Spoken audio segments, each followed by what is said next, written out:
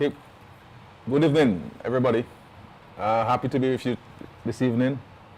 I want to wish everybody a wonderful evening, and I hope that you've had a wonderful weekend.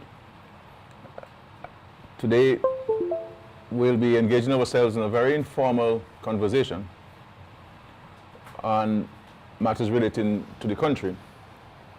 But first, I pray that you and your family are doing well, and that the good Lord will give us the strength, the courage, and the wisdom to overcome our current challenges together. We must be reassured of the Lord's commitment in Hebrews that He shall never leave us, nor shall He forsake us.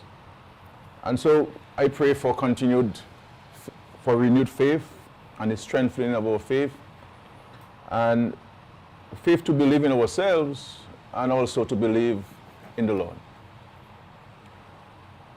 I pray that things will get back to normal, not only in Dominica, but the Caribbean and the world. We have been dramatically impacted by this COVID-19, and every one of us, every one of the countries, every one of the sectors have been impacted. But we cannot be daunted in this circumstance. We have to recognize that by working together, by remaining true to our commitment to our country and to ourselves, we can certainly overcome. Because of COVID-19 and with social distancing, I am a bit concerned about not being able to see as many of you as I used to prior to COVID-19. Because one of the most joyous part of my job and the most fulfilling part of my job is meeting the people, and very importantly, listening to the people, hearing from you your own personal struggles and trials and tribulations and your hopes and your dreams and things which make you excited, So I look forward to things getting back to normal, and I can meet more people. I do meet people in my office, but not as many that I accustomed to.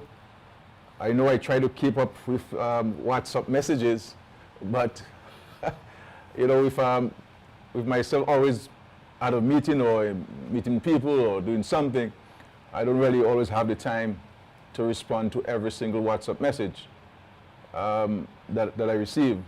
But I do try to respond to as many as possible. So I do hope that you understand this reality. This program is essentially an engagement of myself as Prime Minister with you, the people of Dominica. And the program is coined Anu Pali, Let's Talk. So it is a conversation that I would like to have with you. And we will certainly be getting questions from you via telephone calls and also via WhatsApp messages.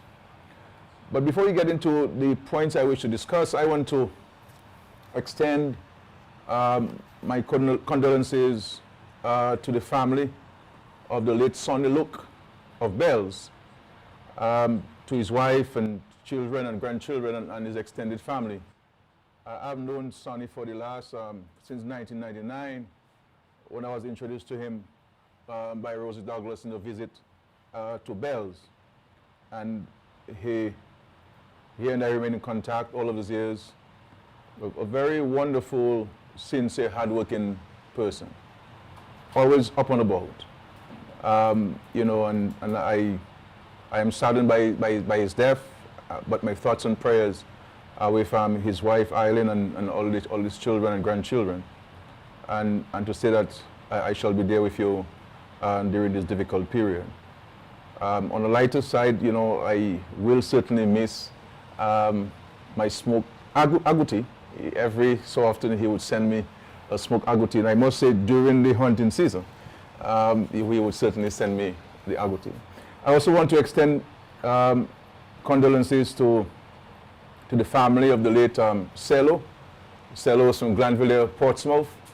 Cello was, you know, an extraordinary person, very warm-hearted, you know, and sometimes I always say, you know, I wish all my supporters were like Cello, you know, and I'm really saddened by her death.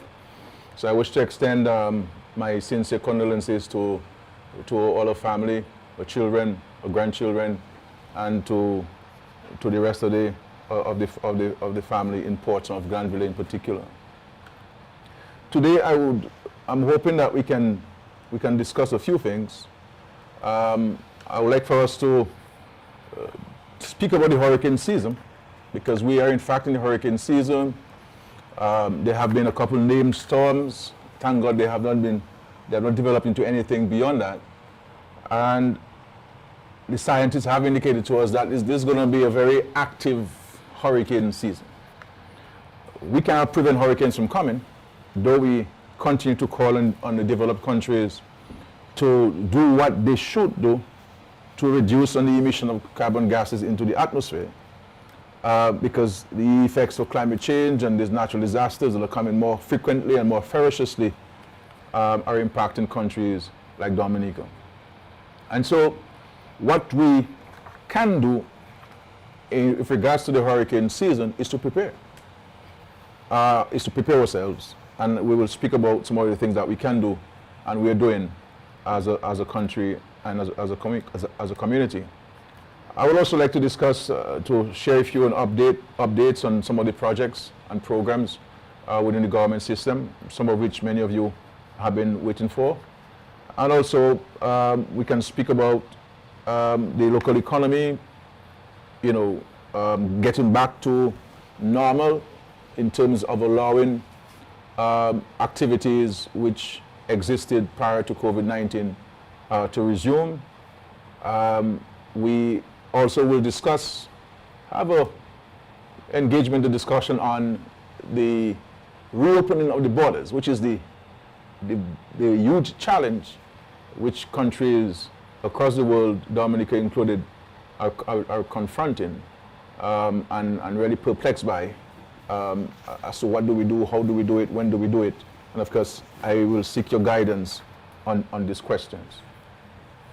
I have been told, as part of the housekeeping, I'm sure they'll put the numbers up, all the numbers are up. You can call us or WhatsApp us at 613-2929 or 245-2929.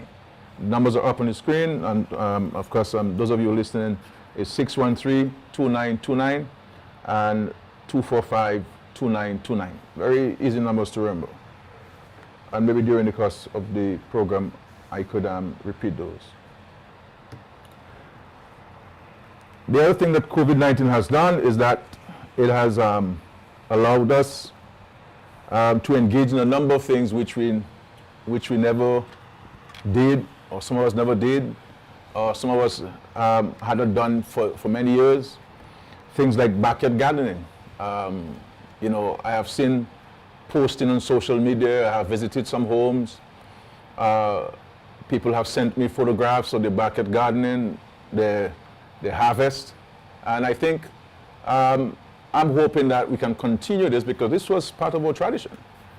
But the more developed we get as a country, the less we do things that we did back in the days. And so I'm hoping that those of us who would have placed all concrete and crazy tiles in our backyard, that we can now dig them out and have a backyard garden. Or if you want to keep your crazy tiles and your concrete, you can build some structures on the concrete and have soil in there and plant, as I've seen many of you doing. So it's a good practice, and to get the whole family involved. The whole concept of growing what we eat and eating what we grow. And I'm happy that the Minister of Agriculture is working on a national tree planting program, fruit tree planting program, so that we want to encourage every family in Dominica, every home in Dominica, every yard in Dominica to have at least one fruit-bearing tree. Whether it's cherry, whether it's guava, soursop, a wide range of fruit trees are being propagated for national distribution. These things make a huge difference, and we need to encourage ourselves to do so, because if we cut trees, we must plant trees, and we must plant trees so that we can have more trees absorbing the carbon dioxide and allowing the atmosphere to be cleaner. And other people are engaging, enjoying the beauty of Dominica, going to the lakes and the rivers and the beaches and the many waterfalls that we've had. And it's all good. And there's so many wonderful things that we have in Dominica. Sometimes we take it for granted because we see it every day. It is close to us. And sometimes when we are so accustomed to something, we take it for granted until we lose it, until it's gone. And so I'm happy to see that many people are taking advantage of this. And more people are eating locally produced foods, which is good. You know, we have to help the farmers. The more we buy what is grown or what is manufactured, what is produced locally, the better for our economy. More jobs can be created. But if we keep buying things, imported things that we have here in Dominica, even if the price is a little bit more expensive because of economies of scale, we are helping our neighbor and our son, our children keep their jobs. And so we have to always look at this from that perspective, that something might be $50 or 50 cents rather more expensive, but if we keep that money in, it'll create jobs. If we keep sending our foreign exchange out, it means therefore eventually you and I will lose our job because we have taken the monies and sent other places to create jobs for them. People have also engaged themselves in baking at home. You know, I myself tried my hand at a few times baking some bread. Some people have told me that they think I should go commercially. I don't know. I'm not sure, but the people who have tried the bread, they told me that looks scary, but I never used to eat bread. But you know, when you bake the bread, I can't eat enough bread. But bread is good, but not too much bread. Because it's high in carbohydrates and so on, and high in sugar as well. So, you know, bread is not is not something that we should really eat too much of. And of course, finally, I think we spend a lot more time with the family and doing family activities. So COVID has brought in some good sides of it. We would have preferred not to have COVID, but we had no control over these things. These things happen to us, and we have to deal with it. And so, as they say, if you're given a lemon, you make lemon juice with it, and that's what we have to learn to do in our society. The hurricane season is on. We have done many things in preparation for the hurricane season in terms of hurricane shelters, ensuring that the systems are in place, the security systems in place, the health. We've done a cross-check of the health system and ensure we are prepared as a nation. We've been looking at food supplies, both agricultural produce and also those from the importers, to ensure that if we were to hit, we have supplies of food in this country. We're looking at water, ensuring that we can have sufficient water in the event that we're hit. Learning from our experiences with Maria, and seeing where we fell short and addressing those shortcomings at a national level. It is also important that at a community level, at a family level, at a business level, we play our part. Because the government can have all of these plans. If we do not help ourselves at the local level, then we're going to have a problem. And so it's important for us to help ourselves at the local level to do basic things. Now, what are the basic things can we do? At our homes, we may have a tree that poses a threat, a hazard to our homes.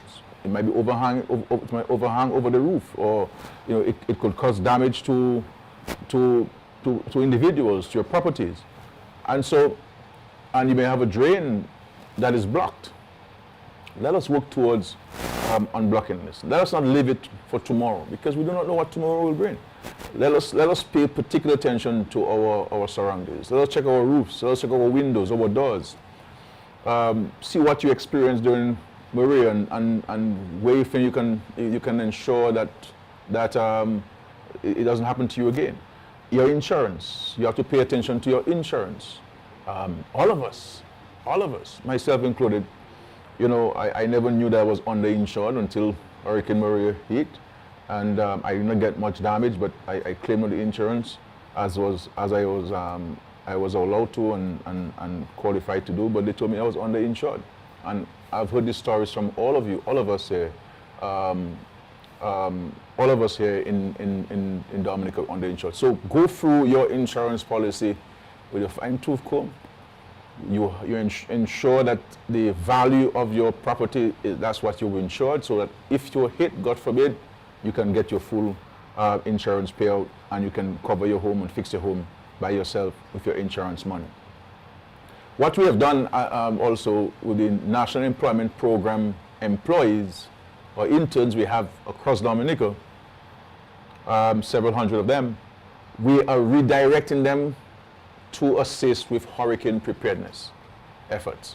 So they will be in the villages, in the communities, cutting the overhangs, cleaning drains, unblocking culverts, going into the homes of the most vulnerable, the senior citizens, the sick and shut in, and to assist with eliminating the hazards or mitigating against the hazards in those communities.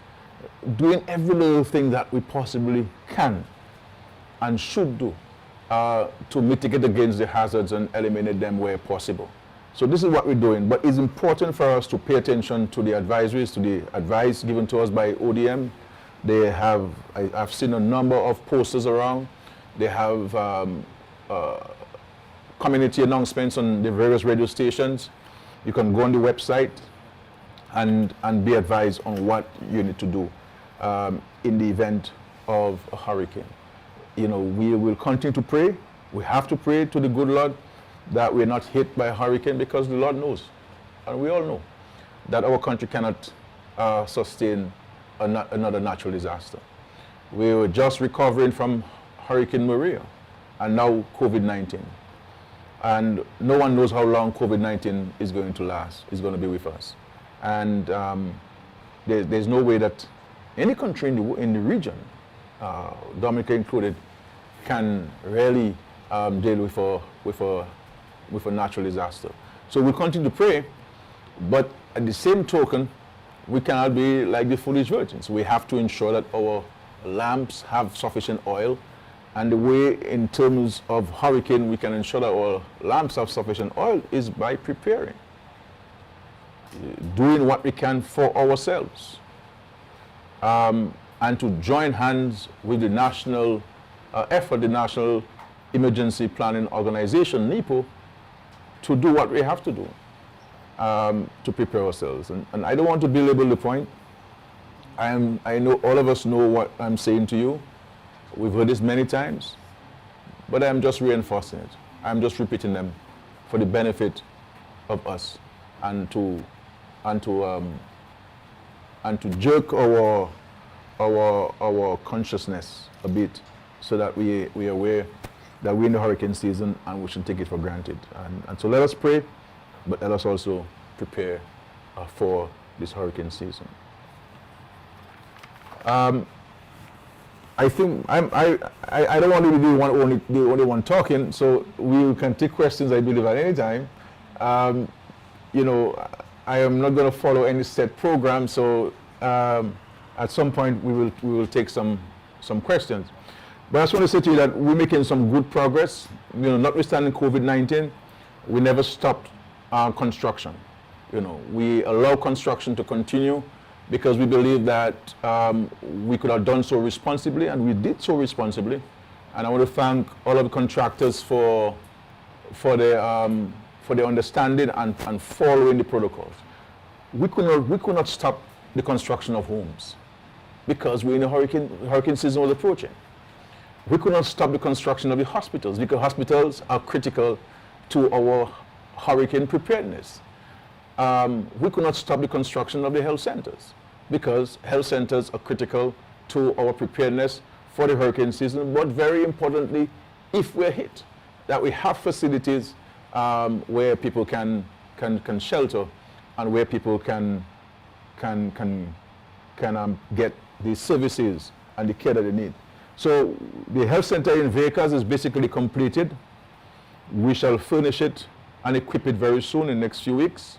You know, I invite those of you who are not from my village to visit there and to see this edifice, this beautiful building just at the entrance of the village.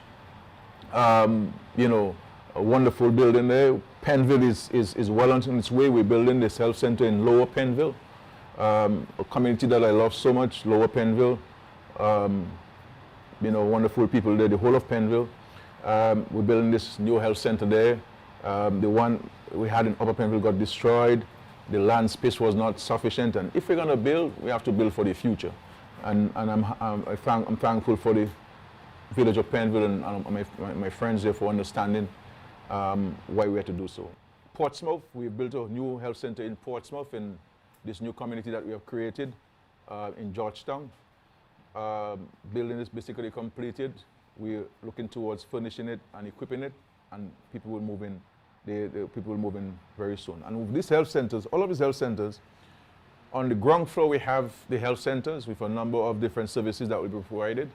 And on the top floor, we have the residences for the nurses, the residence for the nurses. 2-bedroom apartments with kitchen and living room and dining room and a very large patio or patio that would enhance the quality of the accommodation for the district nurses. Marigot Hospital is nearing completion as well. Wesley is under construction, and we have just started the foundation works in Bakatel. We have concluded the land issue in Ansley. So they think 1 or 2 steps required to complete this, and we will see commencement of this project at the health center in Ansley. We're in discussions with regards to Collier, and I know there were discussions with the landowner last week. I'm hoping to get a report this week coming to see where we are with this, but we're ready to roll in Collier. Also in Newtown, we are negotiating with some land very close to the Catholic Church. It appears that the landowner is inclined to sell into us. He had some questions which we have responded to, and we're hoping that he can come back to us in the affirmative so we can acquire the 18,000 square feet of land that we need to build the health center for the folks in Newtown.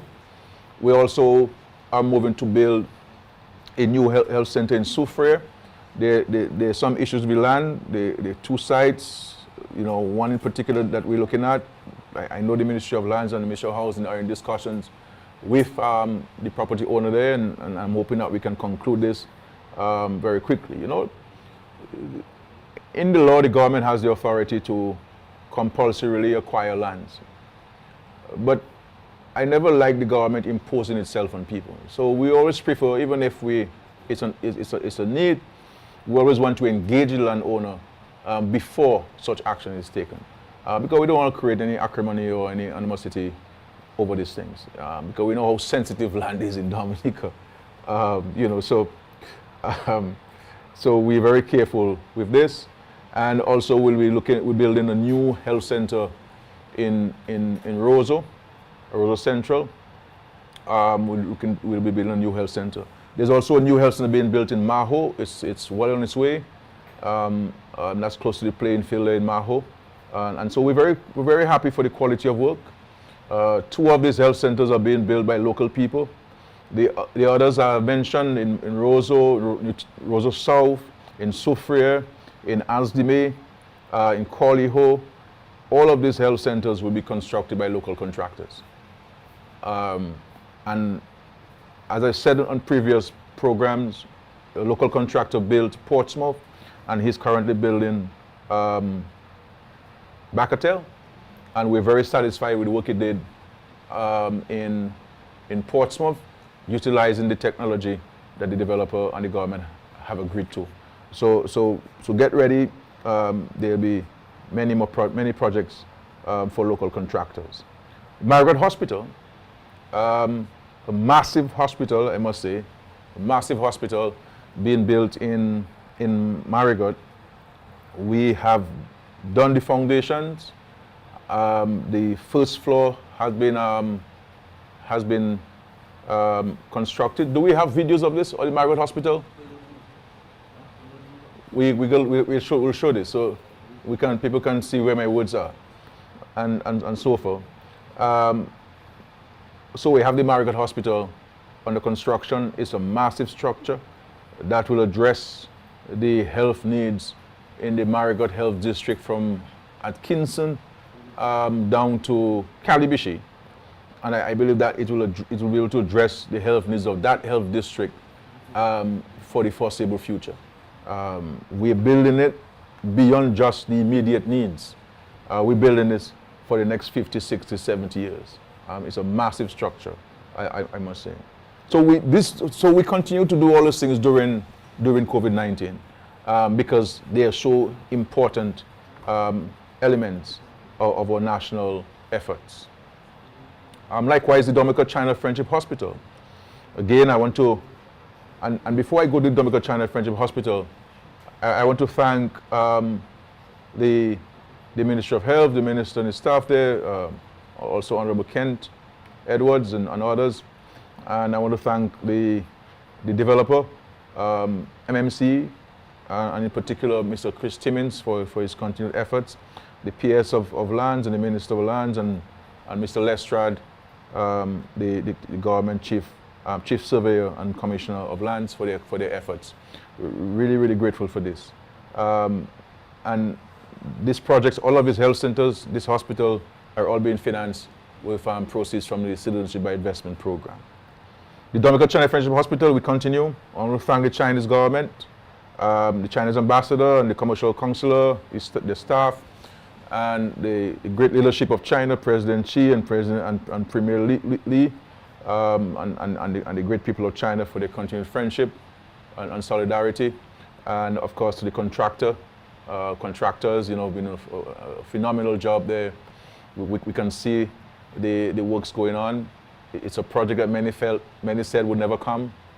There are some who said Skerrit was telling a lie, but we are saying this, and my hope and prayer is that we can enhance the quality of care and the delivery of care in Dominica. This week we're hoping to have a conversation with you, the public, with us, about the way where we want health to go in terms of the management, in terms of the delivery of services to our country. So we will be putting in place some new structures at the hospital to ensure that we can improve on the delivery of services so that our people don't, the complaints which we get from time to time, some justified, some unjustified, those can be eliminated or go away. So work is going on. People are employed in this project, and we look forward to advancing those that have not started and to completing those that are underway. And I think we in the next 5 years or so, we will have almost a completely brand new health infrastructure. Take into consideration the impacts of natural disasters on our country, and building a greater resilience and building back better, so that when these hurricanes come, they will be able to withstand the impact much better. And as you know, the Dominica-China Friendship Hospital, we have redesigned the roofs, so 95% of the roofs will be concrete roofs. Likewise, the Margaret Hospital and all the health centers we're building, they're all concrete roofs, and the coverings are just for aesthetics, just to enhance the beauty of these buildings. So, and of course, they're being built with Category 5 hurricanes in mind, and also our seismic situation in Dominica. The other point I want to raise is regards to housing. Even on housing, we never stopped. We continue to build houses. This week coming, and I've said to the minister and to the power reps concerned that I do not want Sunday next week to come before the 254 people have the keys. So we'll be handing over 254 keys to deserving and qualifying citizens in Lapland and Dalis, in Grandfort, and in Saint-Sauveur. So there will be 254 keys, 254 families who will be placed in new homes. Now, these are 254 families who will no longer be in a vulnerable state. And I've always said, even if it's one person that we have removed from a vulnerable state, it is one less person who is in a vulnerable state. And we have to give God thanks for this. And we have to thank God for this. So 254 families will be moved in. I'm looking forward to coming to Saint-Sauveur. I have not been there in a while. I'm looking forward to meeting all my family and friends in Saint-Sauveur and Good Hope and Petit Soufre, who will be benefiting from these apartments. And also in Grandfort, a place I love so much. I look forward to coming back. Thanks for all of these gifts you gave me. And when I walked from Loda to Grandfort, doing the shimmy later, 2.5 hours. I tried to get Austria to come with me, but I don't know what happened. He didn't want to come with me. But I'll take him on a shorter walk, maybe to Spani Falls or something. So we have 254 keys that will be handed over this week coming. And we also will be finalizing a list of 30 names for Granby. We have 30 homes ready in Granby, 3 bedrooms each. 30 homes ready in Granby. And we have 30 in Jimmet. I'm hoping the papers can come to cabinet as soon as possible, hopefully this week, so we can approve this and hand over keys to the people. So that's an additional 60 families who will be given key, who will be approved in the next several days. So you take 254 and you add to that 60, you know what we're talking about. And there are 10 homes, I believe, that are completed in Canago territory. They're ready. They were built specifically for some families because we built on their land in Mao River and elsewhere. And I'm very happy for these families, and we're hoping that we can hand over the keys to them in the next few days as well. In Platinum Pier, and I know I saw a message when I watched my page that a question was asked about Platinum Pier. There were some challenges in Platinum Pier. We had partially addressed them.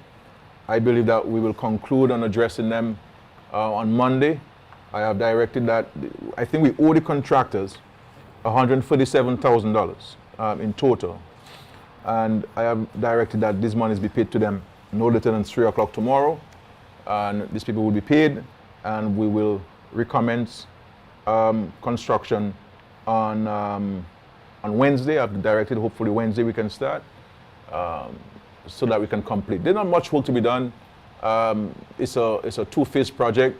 We're building upstairs, 10 of them, and downstairs we're building for another family. And so once we complete upstairs, we will build downstairs. We have to do the septic tanks, each of those buildings, and that's basically what is required. You know, it's basically completed, and I'm hoping that we can push, work day and night, and so we can have 10 families in Corley Ho who will no longer be in any compromised situation in this hurricane season. And I understand the anxieties of these 10 families.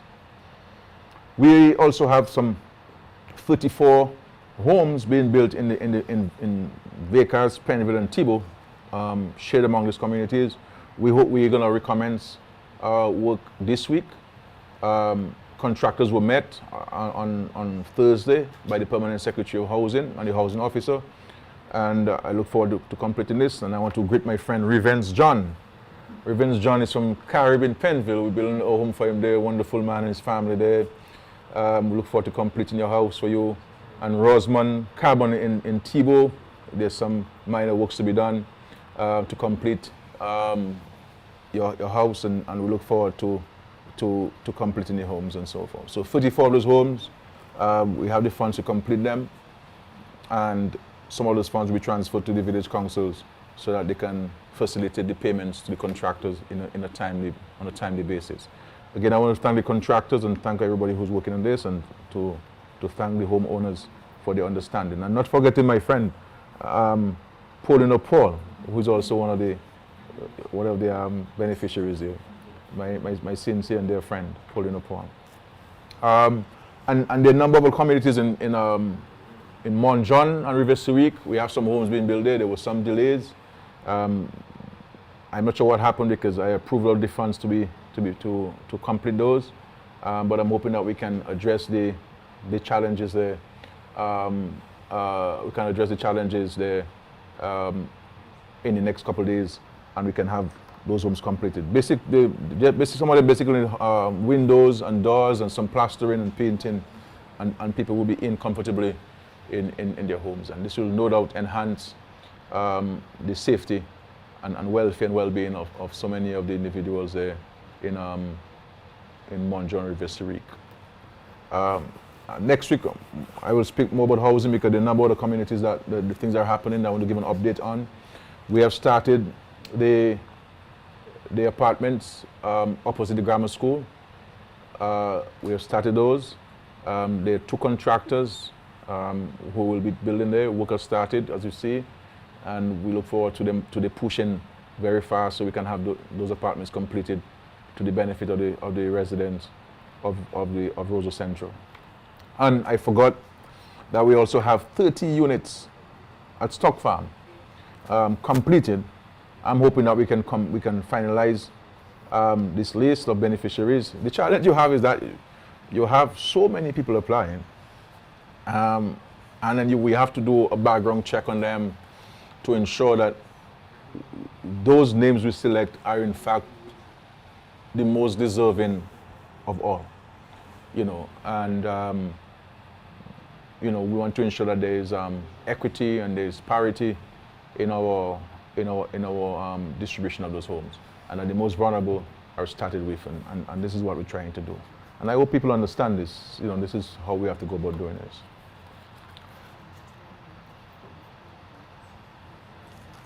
Are we going to take some questions from the people?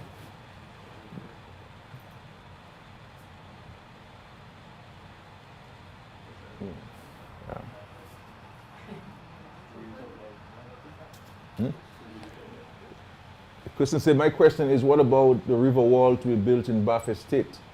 I am very concerned seeing that I live very close to the river, and my experience with what happened during Erica and Maria is still frightening. I believe you're talking about down by the bridge area.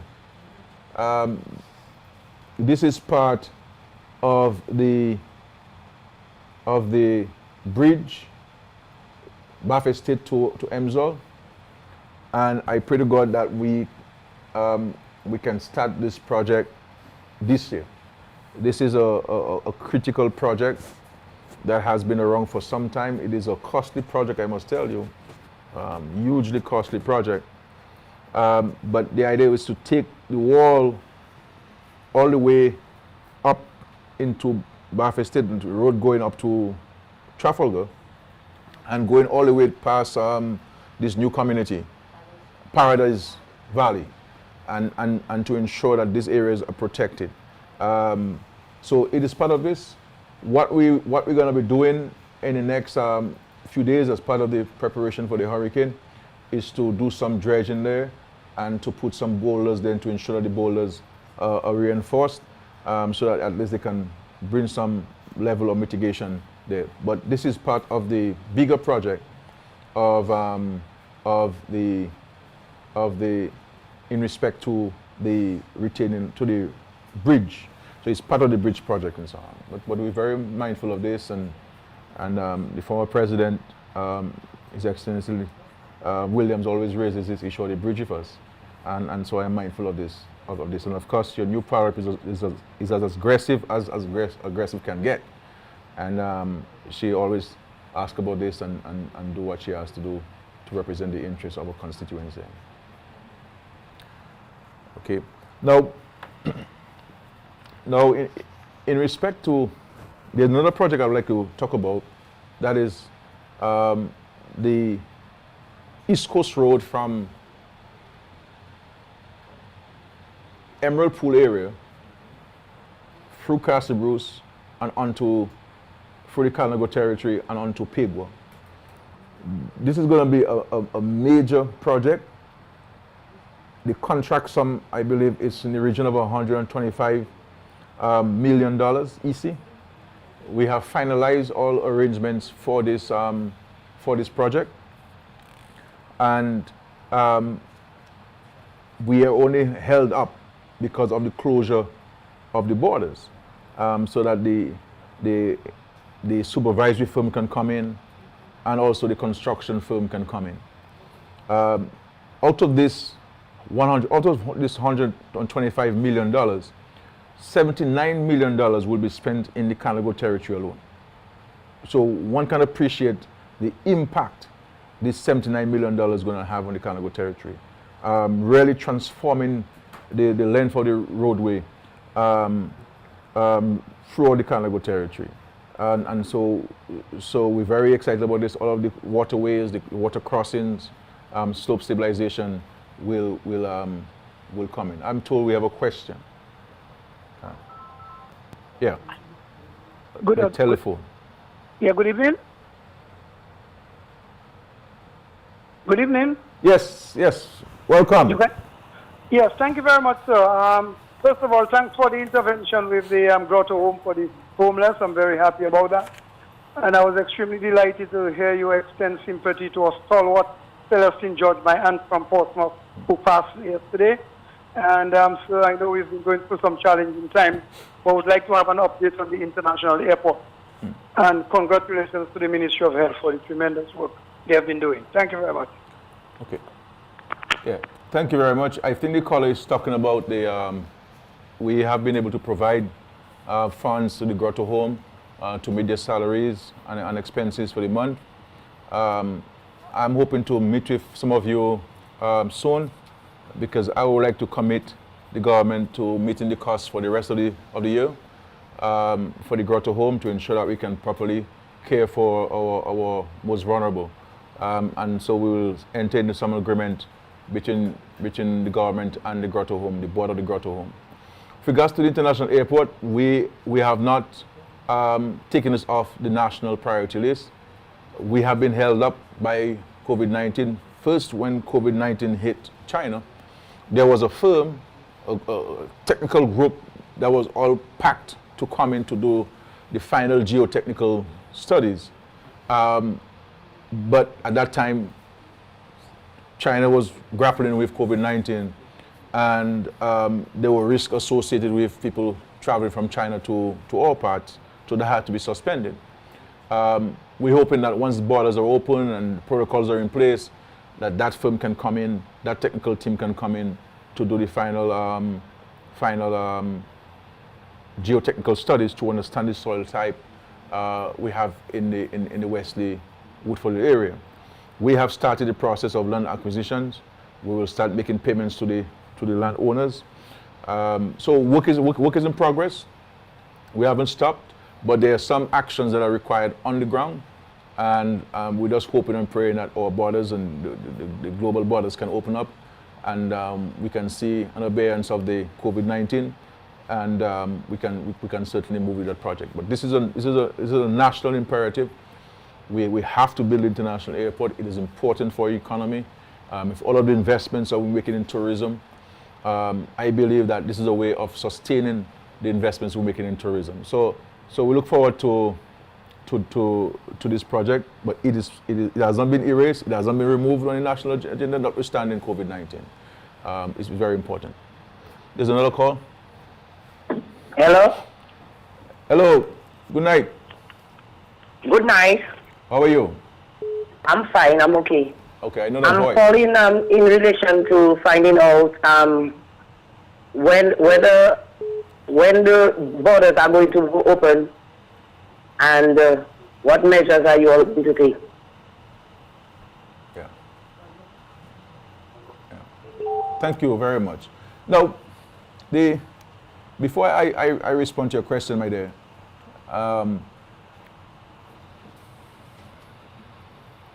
in regards to the local economy, as you've seen, we have allowed for virtually all activities really to take place in Dominica. We're now allowing for hotels and guest houses to be opened, and to allow for staycation, meaning local Dominicans can go into the hotels and stay for weekends or weeks and have meals at the hotels and so forth, use the spa and other facilities at these hotels and guest houses. Barbershops are open, salons are open, hot water spas are open, and all business activities are functioning. We have called back public servants to work, and the curfew has been pushed from 7 and 6 o'clock to 10 p.m. I believe by the end of June, we would have removed the emergency powers that's in effect, and to allow the country to go back to normal in terms of our normal activities, and remove the curfew altogether. Now, the issue of the opening up of the borders is a bigger decision which I have to take and the cabinet has to take. And we have been discussing this for several weeks now within the government system. Huge arguments and huge debates rather are taking place.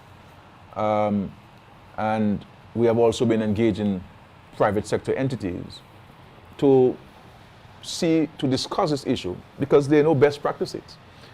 Every country in the world and every country in the Caribbean is grappling with this reopening effort. Just last week we had 2 meetings of CARICOM, one on Monday, one on Wednesday, discussing the issue of opening up our borders. We're looking at what Antigua has done, we're looking at what Jamaica is doing, we're looking at what we're doing, and we try to share views and protocols to see whether we can come up with some common protocols and policies with regards to reopening. Now, before I go to this, let's report to you that the 2 cases, positive cases which we got from the cruise ships, these 2 people have recovered successfully and they have been discharged. So we no longer have any active cases on Dominica. So that is some good news. As we have seen in other countries, once you open up the borders, you expect to get some cases. And therefore, we in Dominica and in the world have to start accepting that COVID-19 is going to be with us for a very long time.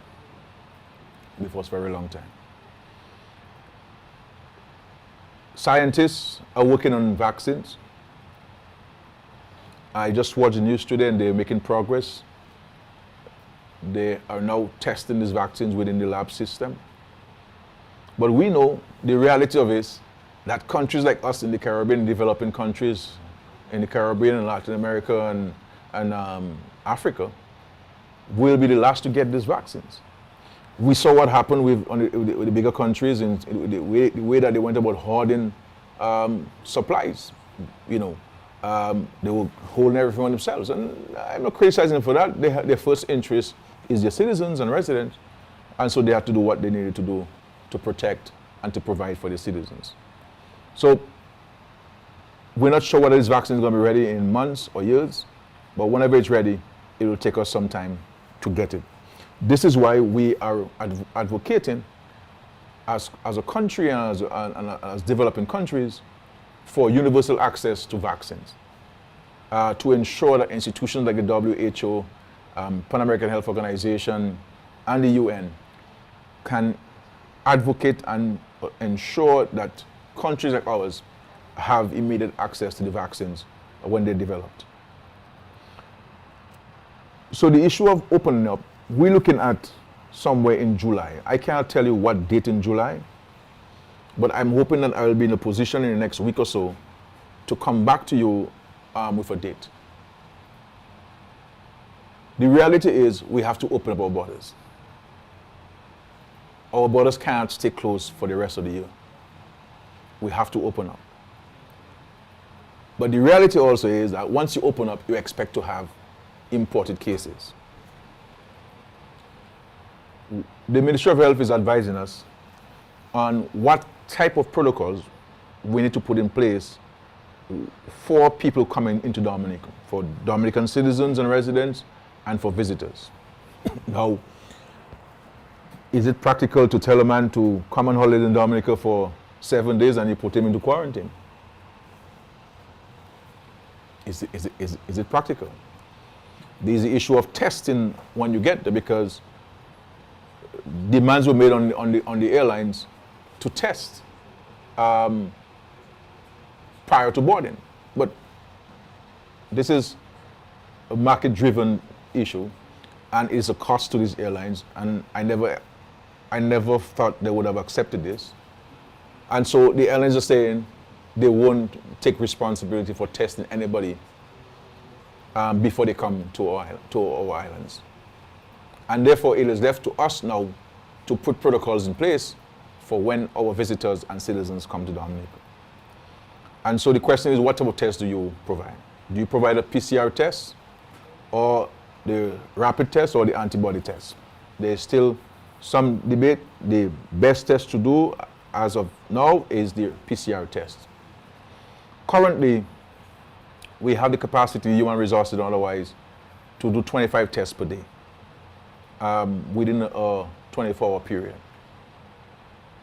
We are building our capacity with the procurement of an additional machine and additional resources to be able to do at least 100 tests per day with the PCR test. We are also looking at other forms of testing, whether one can do the rapid test. There is a certain percentage of accuracy. The antibody test, there's a certain percentage of accuracy. So we have to look at what is the one that makes more practical sense. And so we have to look at this in respect to opening the borders.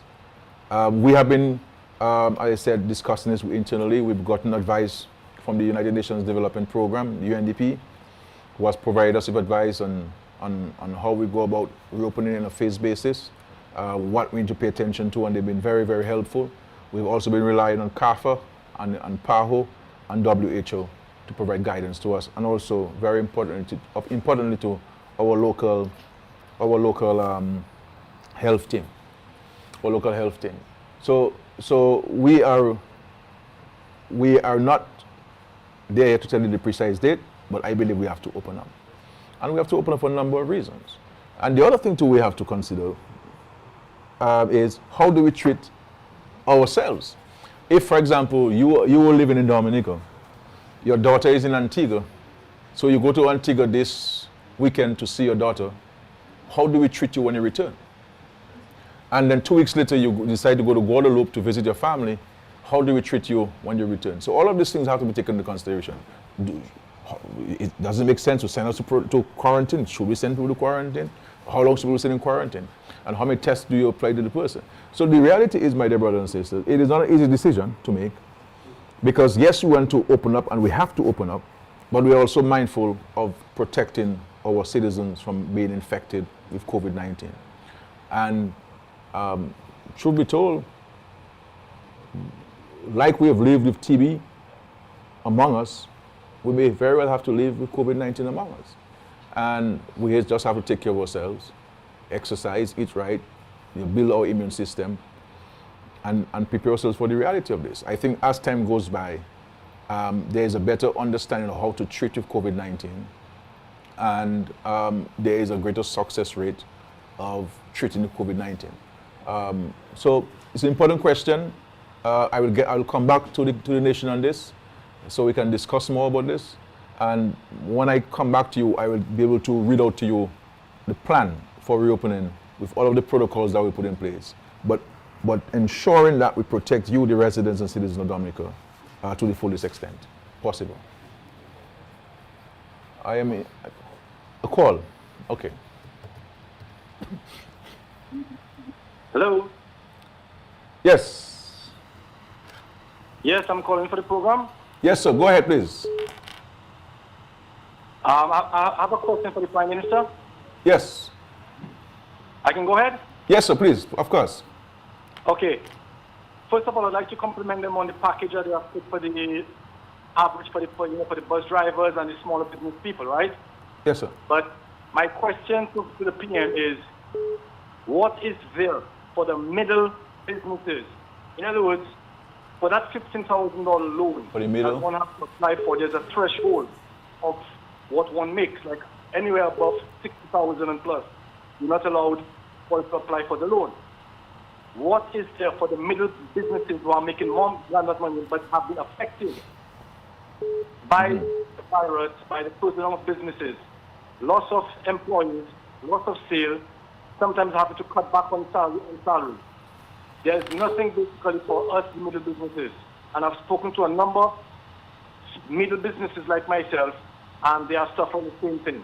So we'd like to know what is there for the middle businesses that's up there in the middle class. But let me put it to you, my brother.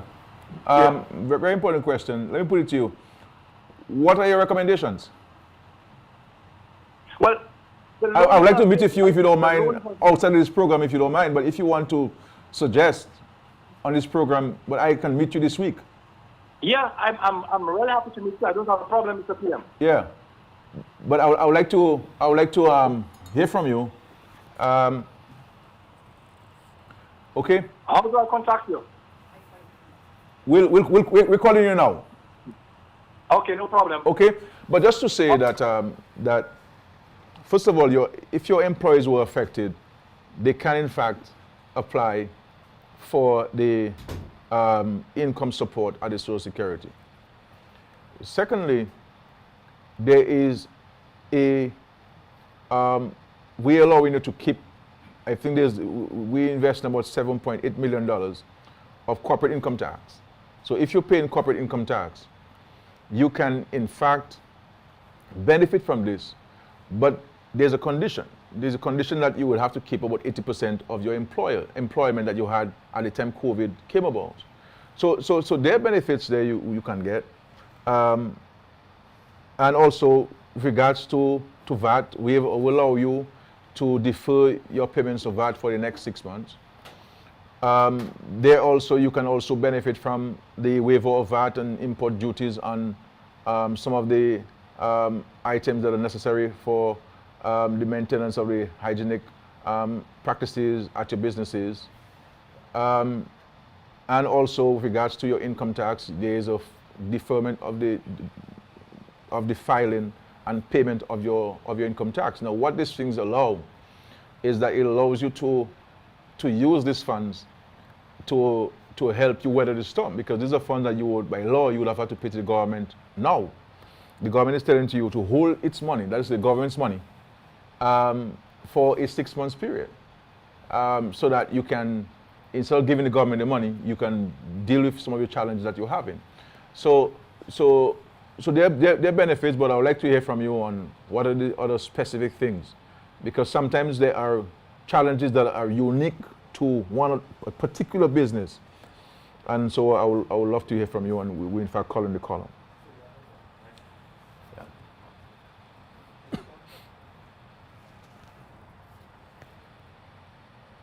Yep. It says that I'm interested in getting on the agriculture projects. And here, I'm hearing so much to be done, but I'm hearing that positions are already filled. How else can I assist, especially as the government has assisted me in completing a master's degree program? The question is, what are you interested in? Are you interested in investing in agriculture, food production, or you're looking for a job within the Ministry of Agriculture? If you're looking at investments in agriculture, we have the loans outside of these loans that we just put in at the Aid Bank for small businesses. We have loans available at the Aid Bank at 2% for agriculture and agriculture investments.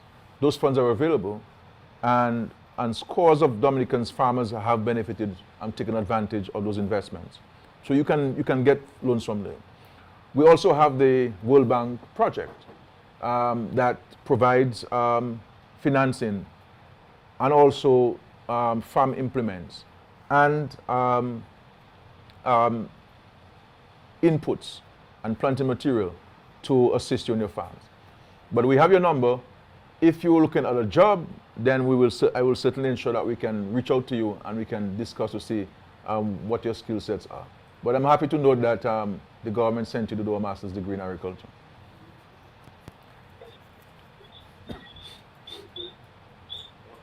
Hello, good evening. Hello. Good evening, Honorable Prime Minister. I would just like to ask if you're aware that there are still pitted caravan people who are out, who have not gotten their houses, and they were served the letter last week. Yeah, I'm aware, my friend. Thank you very much. I'm aware that there's some of the P7 people who have not been assigned those homes. They will get the keys this week, no later than Wednesday this week, so that we can resolve this issue. In respect to people who would have received letters, and not only P7 people, a number of people whom the government was paying rent for, who they would have received a letter from the government indicating the termination of the payment of the rent. We basically trying to clean up a situation and to ensure that those whom we are paying rents for are in fact those whom we should be paying rents for.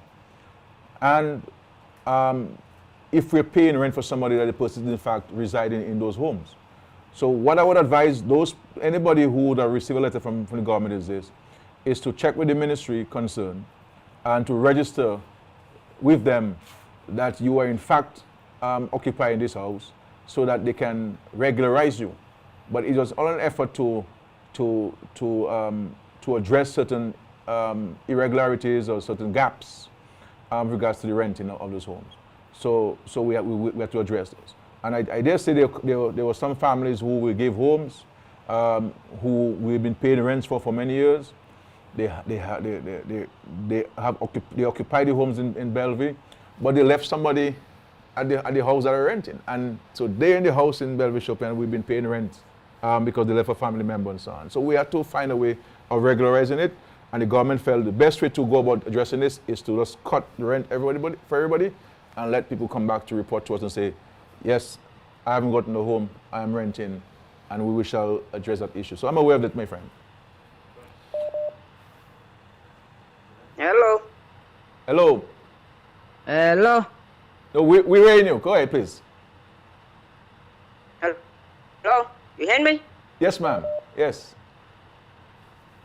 Okay, Sonia here. I'm calling. I'm from Daly, but I'm out of state because I came to a graduation. My grandson was graduating. I got caught with Corona. So I'm up here in Atlanta.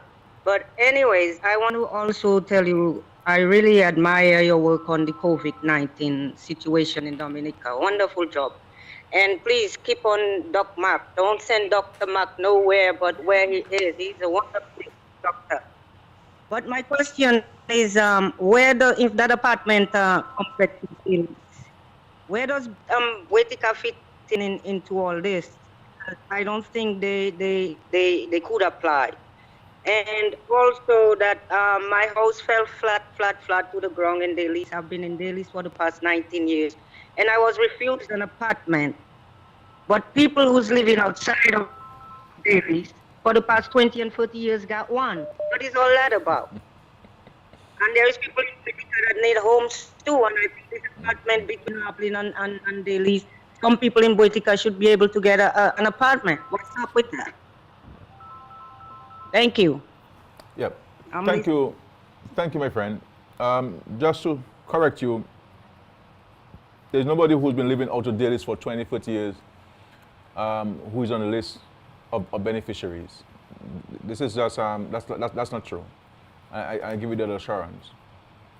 I believe that there were one or two people from Boetica who may be on the list. I believe so. And I believe they may have also gotten one or two apartments in Lapland as well, from Boetica. So that has been looked at as well. But we have some 65 units in Daly's. You know, when we were building these apartments, many people felt that nobody in Daly's would want them. Now we have too many applicants, and so we have to try to see how we can address the gap in terms of the number of people who applied and really need homes.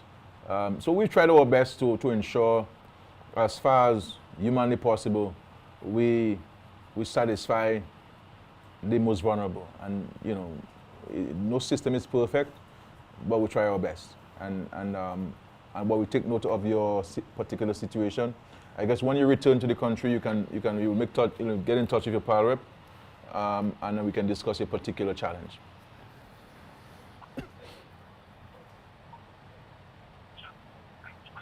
Yeah, go ahead, please. Yes, hello? Yes, hello. Hi. Yes, I'm trying to get online. Yes, we're hearing you loud and clear. I'm calling from Eggleston. Eggleston. Yes. We are not hearing anything about the apartment building. Mm-hmm. Yes. Yes, so I'd So like you want to know. update on this? Yes, please. Sure, no problem, my friend. As you know, government doesn't have any lands in Eggleston to build homes, and we have been scouting in Eggleston, and obviously Eggleston and Girodale, wonderful communities, two communities I love very much. I wish I was staying up there, you know, honestly. But you have a issue of land and the challenge of finding adequate lands in Girodale is out of it. There's no land in Girodale. You know, I've been all the way in the mountains of Girodale looking for land way back when Ambrose George was powered up and so on. And I started back with Shakira or powered up there. But I made a visit to, a second visit to Girodale in recent times. I think I went there in April. I was there in April, late April, and we were able to identify some lovely lands in Eggleston. The owners have agreed to sell to the government. The owners have a particular challenge with getting the title finalized. The lawyer has some health issues, so we're trying to see how we can work with them to overcome this particular challenge. I believe that we've been in touch with them. That is to say, the Ministry of Housing and Survey Department have been in touch with the landowner. So once we settle the land, my friend, we are going to roll with these houses in Eggleston. So Eggleston, well, Roseau South on a whole is priority for us. Where housing is concerned, in Newtown and in Girodale, Eggleston, Bath Estate. So we certainly, and we're going to be building a wonderful community there in Eggleston.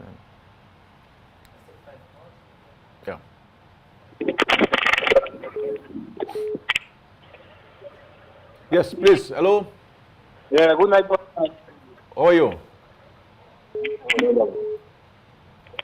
Hi.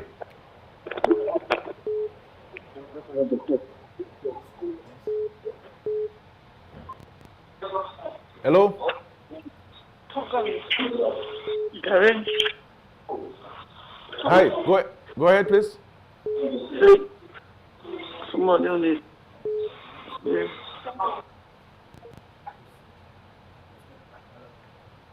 Yeah.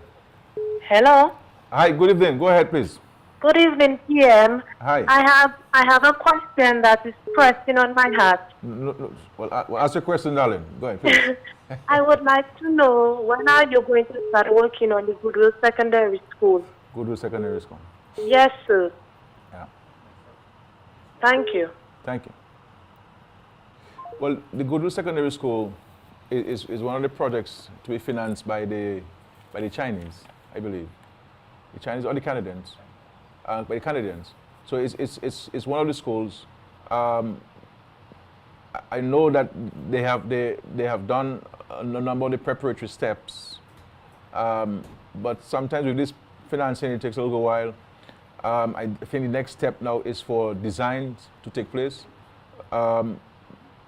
But this is a project that is one of the priority schools. You know, the Goodwill Secondary School, a completely new school. Like you know, I share your anxieties because it's really a school the government needs to give some specific attention, and it has been a while now. And I know we have done some work on repairs in the past, but it has been damaged by Hurricane Maria.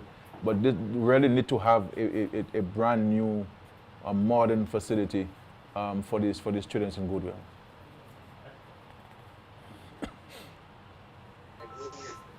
Hello? Hi.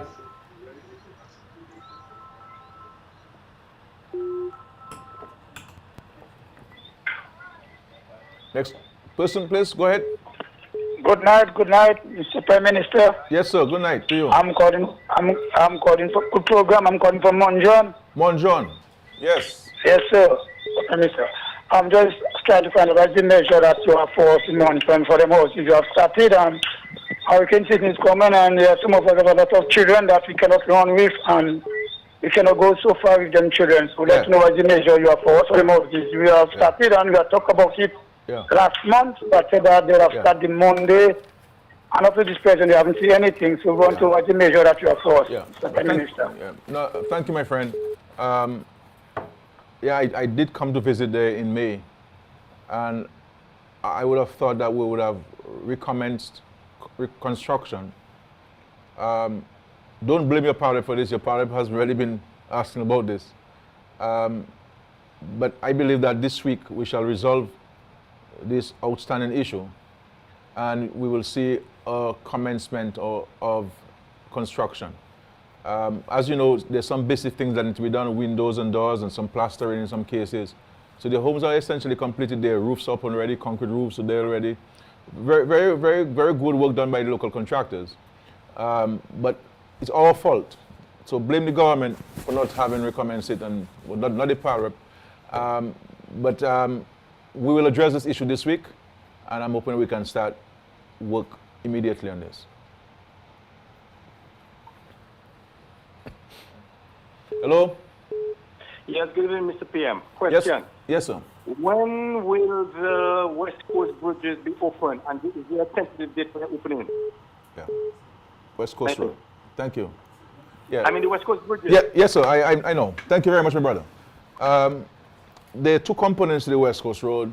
There's a component financed by the Chinese government, including the three bridges, the one at Battley, one at Makushri, and the other one at Point Trong in Portsmouth.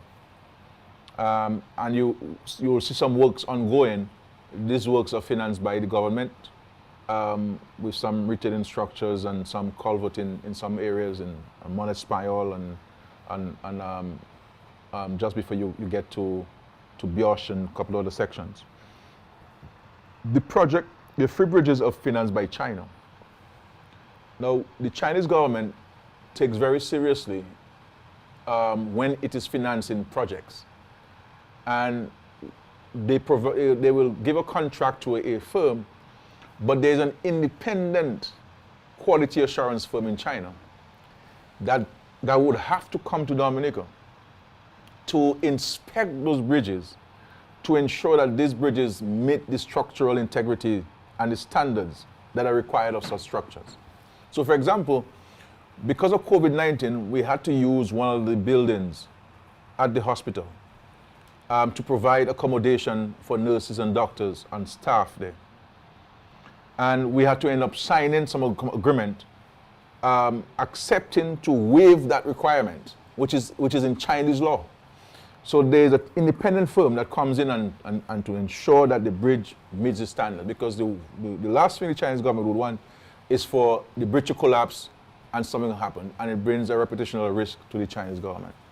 Now, obviously, because of COVID-19, the firm cannot come in because the date that we were supposed to have those bridges open is in June, so that we could make use of these bridges and so forth.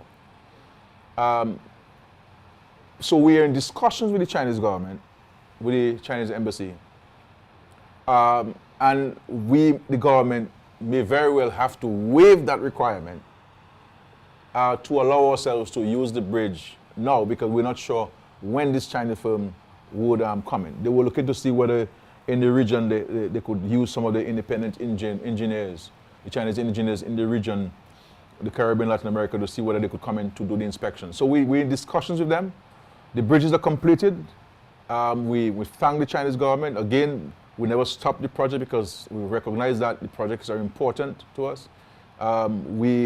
We know of the quality and the high standards of engineering that the Chinese government engages itself in. Look at the stadium first. We've stood all the hurricanes and the storms. And the hospital and the Newtown School survived the hurricane. Hurricane Maria, nothing happened to Newtown School. So we are comfortable with the quality of the engineering and the technology used by China, but that we have to give a derogation, give a waiver of that requirement that is in Chinese law with regards to coming to test and to inspect the bridges to ensure that they're okay. But I'm hoping that we can waive this and then we can start using those bridges and so on. Hello? Hello, good night. Hi. Yes, am I online? Yes, ma'am. Okay, good night, my honorable Prime Minister. Good night to you. Yes, good job, well done. Thank you. So, I'm calling from Eggleston. Eggleston. Yes, and there is a young lady I know that, soon after marrying her house down flat. Yeah, and then they were renting an apartment for her, but she received no more rent. And then she had to go back to that place, and she has babies and young children there. And she has a sucker where the whole yard smelling. Yeah, so she really needs some assistance. Can you not working. Can you lower your TV or your radio or something? Yes, I just lowered it. Okay, thank you, darling. Yes. I think someone needs to assist her. Sure. Thank you. Thank you. Yeah, I think I'm aware of this young lady. I know she sent me a WhatsApp message, so I'm aware of her. But her matter will be dealt with and so on. Okay. Next caller, please. Hello, good evening. Yes, sir. Yes, I'm calling from Woodford Hill. Woodford Hill. Yes, sir, how are you? I'm fine, thank you. All right, very good, very good. Yeah, let me first of all wish you a belated happy birthday, sir. Thank you. And I hope you enjoyed it as much as possible. So I have nothing much to say, but to just say that I am very proud as a Dominican who lives overseas of your leadership. I feel very proud to have you as my Prime Minister, sir. And you are doing exceptionally well. And I think that you deserve very high commendation for the kind of stewardship that you provide, sir. And I think, as Winston Churchill once said, there are some politicians that make the weather. And I think PM Skerrit is undoubtedly one of them, sir. And I'm really, really, really proud of you.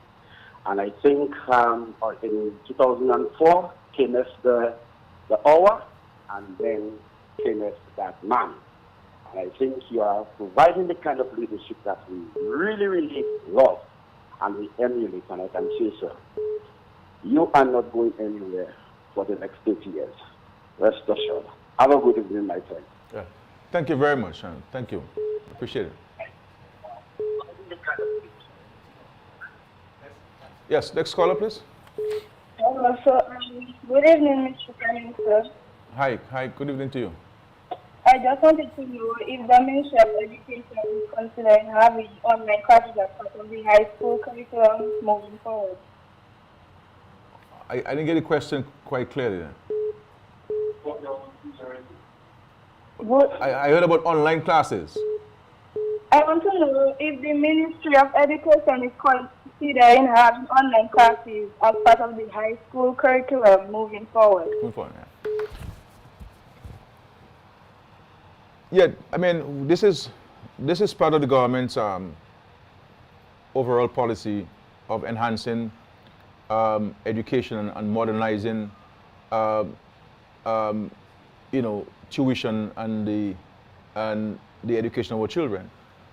This is why, under the agreement with Digicel, every school in Dominica is provided for with the technology that's required to allow for this to happen. And if you recall, some years ago, we had purchased and delivered devices to every single child in Dominica. And we will be looking at this going forward to ensure that every child has access to the internet and every child has access to a device. And our hope is that, because one of the things you want to avoid or we want to ensure is that when we go with it in a formal way, that everybody has access to it. You don't want to have a situation where some children have access to devices and some don't. So we'll be providing that to every child in the country. And of course, as we speak, every school in Dominica is connected to the internet. So this will be a formal part of the school program, school curriculum program, going forward. We have had tremendous experiences of it since COVID-19, and the idea is to enhance it, pay attention to some of the challenges we've had, and to ensure that we can address some of the concerns that we have identified. So even when there were some criticisms of the government about access to the internet in, say, for example, in the Carnago territory, every school in the Carnago territory, including the resource centers, do have access to the internet. You may not have fixed internet at the homes, but at the school and the community centers, we have access to this. Okay. Somebody's asking a question by WhatsApp. They said, can we see in the near future a commitment to exploring the legalization of cannabis to create a new industry in Dominica? The short answer to this question is yes. We have already drafted legislation that first would decriminalize the possession of a certain quantity of marijuana or cannabis, and also to allow us as citizens to be able to grow a maximum number of trees on our private property. As a matter of fact, somebody was joking with me, and they came to my farm and they said, "But Skerrit, the only thing you don't have on your farm there is the natural plant." I agree with the person. I can't wait for the government to amend the law so that I could have my regulated trees on my farm. So I would complete the crops and the herbs that I have, because I'm drinking semicontois, I'm drinking basilic, I'm drinking anisette, I'm drinking also bush tea, and you never know. I may have to drink a little marijuana tea as well. So we're going to move to this, and in terms of the industry, certainly that is part of the government's agenda. We articulated this, and we have draft legislation to allow for this to occur in Dominica.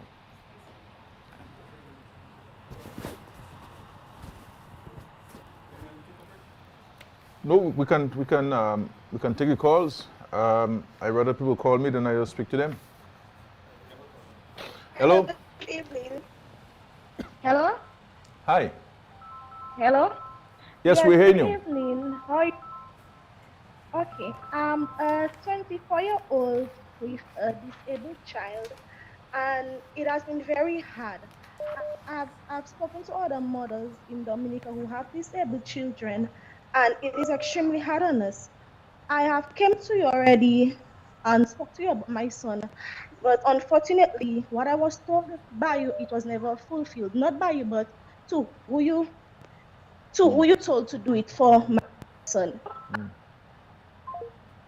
To know what the government has implemented to train with disabilities, because there are a lot of mothers who are very frustrated with the treatment that disabled children, I would say, receive in Dominica.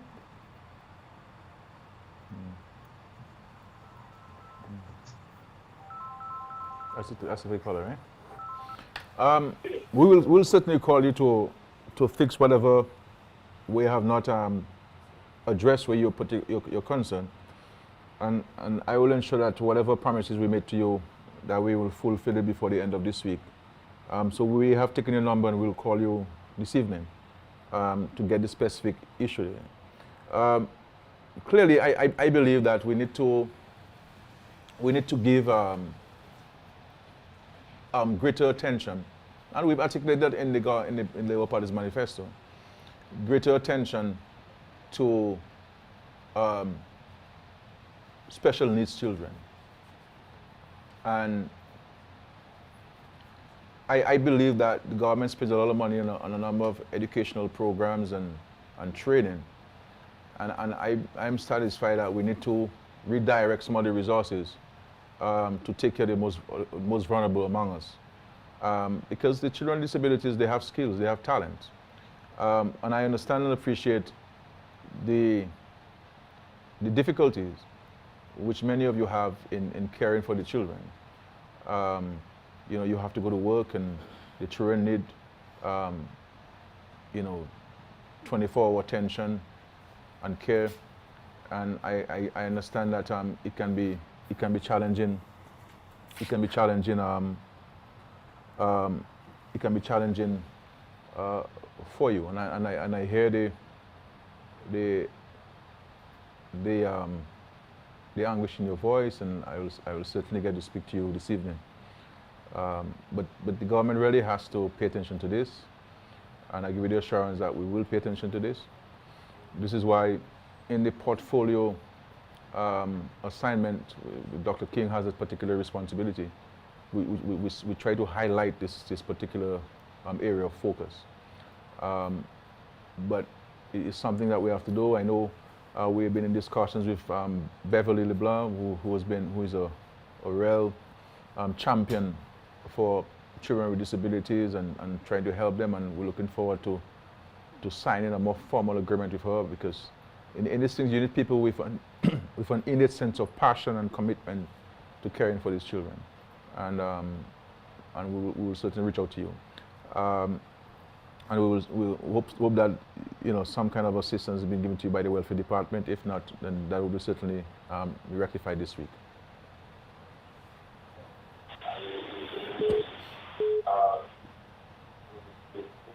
Hello. Hello? Hi. Is that Anupali?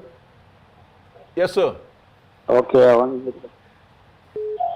am I talking to the PM?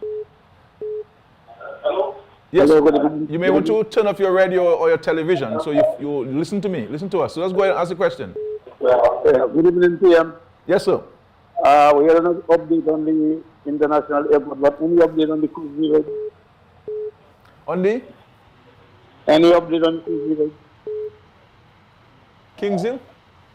The cruise village, any Oh, the update on cruise. Oh, the village? cruise. Oh, the Yeah. cruise. Yeah. From cottage. Yeah. Yeah.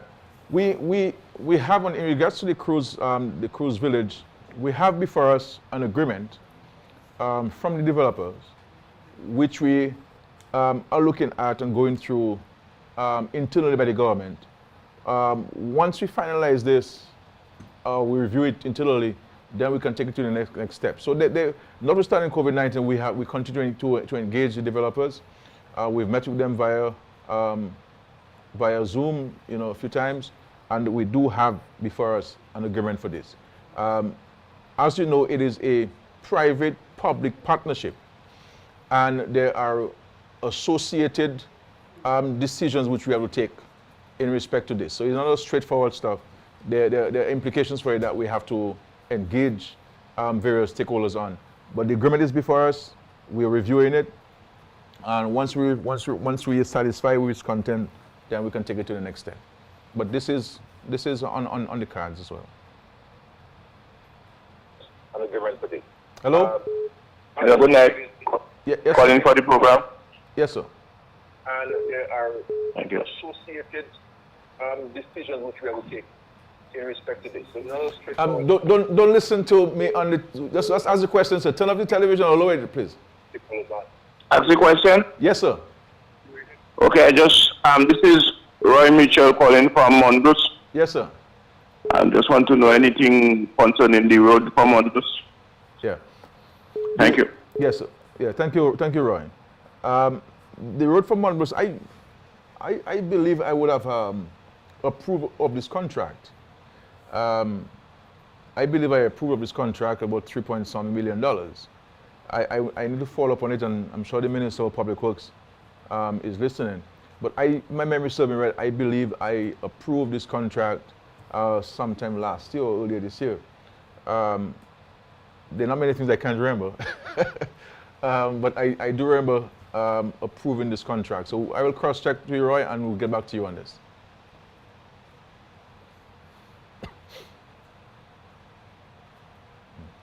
Hello, next caller, please. Go ahead. Okay. Yes. Go ahead, please. We're listening to you. Okay. Hi, good day, PM. I'm really grateful for everything that you have done for us, but it has some disagreement to certain things that were said. They stated that they were giving, you said that you provided money to the Social Security, and we haven't received it. And that is the income support? Secondly, is that income support? Right. Yeah. Yes, in Okay. regard to the COVID, Yes, right? A lot of families haven't received it. I don't know if they're lying to you or not, but a lot of families haven't received it. And in regard to the houses, I know you are doing all your best in regards to that, but to my understanding, I have been waiting in line for a house, and it have people that their family have 2 free houses, Skerrit, and all you giving them a house when it have people like me that actually cannot afford rent, cannot take care of my kids, cannot do anything. I'm not getting money because I am working and I'm trying my best to provide. I am not cutting. And those that actually can, they are not doing anything. And I have listened to you already, and you have told me to come to you. I tried universally. I have put in return. I've never gotten a response. But there are people like me that are actually begging for you to just help us. And those that actually are in need of the help, they pass them by. And I would say for some of your parliament representatives, they are the ones sometimes they're pretty sure. Some of them, COVID happened and you never saw none of their faces or say, or even if it's a WhatsApp message or something to the people, nothing. And there are people up there that they don't have Social Security because they are working for, let's say, you're doing some fast job or something, you cannot pay Social Security. There are people that are not getting nothing. You understand me? If your friend called you to go get a mechanic job for them or something, you go and do it to get some money, right? Now that COVID is, none of us not getting money. And how are we supposed to look for that? We cannot get the loan. We are not qualified for it. We cannot get Social Security. So what are the steps in measure for people like us? Have you yes, applied, I understand have you applied for the sometimes... DSS? You were employed at the time of COVID?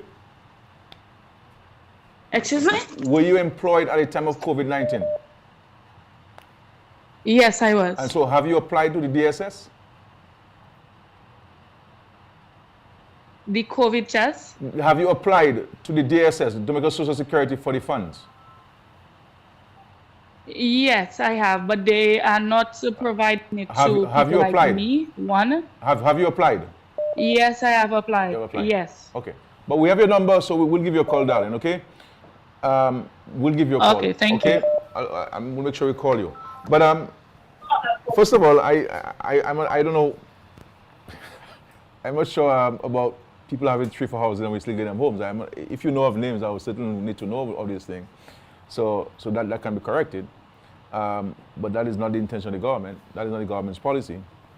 So if you know of anybody who went through the cracks and was able to benefit from this, if they have homes, I would like to know about this. But this is not, as far as I know, this is not true. But if you have information otherwise, please let me know the specific names, because people make sometimes general statements and comments with no facts and so on. And this is why I always tell people, you know, make your case, but don't make a case against somebody else. You know, so this is not necessarily the case. But if you know of anybody, if you know of half a person or one person, give me that name, and I will investigate it myself. The other thing with the DSS, DSS has in fact paid out monies. Clearly, I have been told they need more staff, and I have directed that we provide them with staff from the public service to go ahead and assist them in going through the forms. The same thing with the aid bank. The aid bank has done a good job in terms of the processing. So we also will be providing the aid bank with additional staff. And I've even said to the general manager, look, the staff I'm sending you, they can be available at night. So I can let them stay home in the daytime and go and work for you at night, so that we have a 24-hour program to facilitate the application process, the review process, and so on. Because I don't think we can work an 8 to 4 arrangement, because people need the monies to help the small businesses, and the people need the monies where the DSS is concerned for the income support. So we need to increase on the manpower that we have. The challenge that the DSS has and the aid bank is that people are applying many times on different names, and it is clogging up the system. So somebody goes in and they apply on one name, and they go and apply on the middle name, and so forth. So we have people, and they come back and apply again. So you have people who have applied 10 times, and that creates a problem. This is why the DSS is saying we can give you an appointment in July or in August. And I said, no, there's nobody who should be getting appointments in August. August is too far for me. So we have to be a little bit patient. They're ready, they're calling people. Sometimes they call people and the people are not responsive. So we have to help the DSS and aid bank to help us, and so that we can move much faster. But people are in fact, people have in fact gotten payments from these two institutions. I would like to see more people get more quickly, and that's what we're going to be assisting the aid bank and the DSS this week on. But people in fact getting, the money is not for us to keep. The $15.7 million of the aid bank and the DSS is to help people with their income support, and the $5 million is to help people with small businesses once they qualify. So far, I've been told 53 bus drivers have gotten money, so it's nice to see that the bus drivers are applying at the aid bank. Yeah. Any other questions, please? Yeah. Hello, hi, Prime Minister. I had a question, and I'm not sure whether or not it's been addressed or not, but I was calling because I was actually one of the first people who were brought into the whole situation of quarantine, and I've actually been here ever since. So we're going on approximately 3 months now. So I'm trying to figure out when exactly we're going to be allowed to actually go home. I mean, people like me that are in my situation. I mean, I'm pregnant and stuck here. So I'm just trying to get some clear kind of answers as to what to expect. Because, you know. So you're here for 3 months, you said, my friend, or 3 weeks? No. It's been about 3 months. 3 months. And you're wondering when you can leave Dominica? Correct. Yeah. I mean, if you have a charter flight, I can get you out of Dominica tomorrow morning. A chartered flight. Yeah, if you have a chartered flight. The problem is that the airlines are not running. The airlines are running. We have been able to facilitate Dominicans coming home by getting Seaborn to bring people in, One Caribbean. We're now chartering a plane to take our students from Cuba to Dominica. So really, flights are running by charters. And until the borders are open and Liat starts flying and Seaborn starts flying, the French ports are closed. I just saw the French president addressing his nation today, indicating that he's going to open up the ports to certain countries. So commercial airlines are not flying on a regular basis. But if you can get out by with a charter, or we can certainly facilitate you getting out. Okay, so in terms of the charter information, I mean, where would I go to get all of that? But I mean, I was looking. You'll have to check it for yourself. Yeah, you'll have to check it for yourself. So once you check it for yourself, then you call me and tell Skerrit, I got a charter, I want to get out. I will open the airport for you, my friend. Okay. But we're looking at the possibility of opening up our borders in July. I'm not sure what date in July yet. But certainly in July, God's willing, we'll open up the borders. So certainly by July, we would have commercial airlines coming in and leaving Dominica at will. But I guess maybe this is my question. I was wondering why it was never considered beforehand. I mean, if there are ships coming in, if there are students returning home, why wasn't it ever discussed? Actually, my friend, I mean, let's be fair to us there. We have tried to facilitate people coming in. Citizens who are stranded, students who are stranded, people trying to get to Dominica.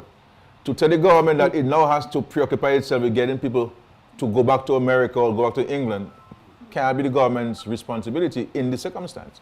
Ports are closed. Planes are flying. The government doesn't own aircrafts. I mean, we have tried our best to facilitate people. I mean, and even bringing people in is costing us a huge amount of money. I mean, it's costing us on average $500 EC per day per person in quarantine. I mean, I've been told that, for example, at one point we had how many people? 318 people at one time in quarantine at $500 per person. I mean, this is a significant sum. But would it have not been? But would it have not been a cheaper option to instead allow those people to return by flight instead of keeping them in the quarantine for 2 weeks?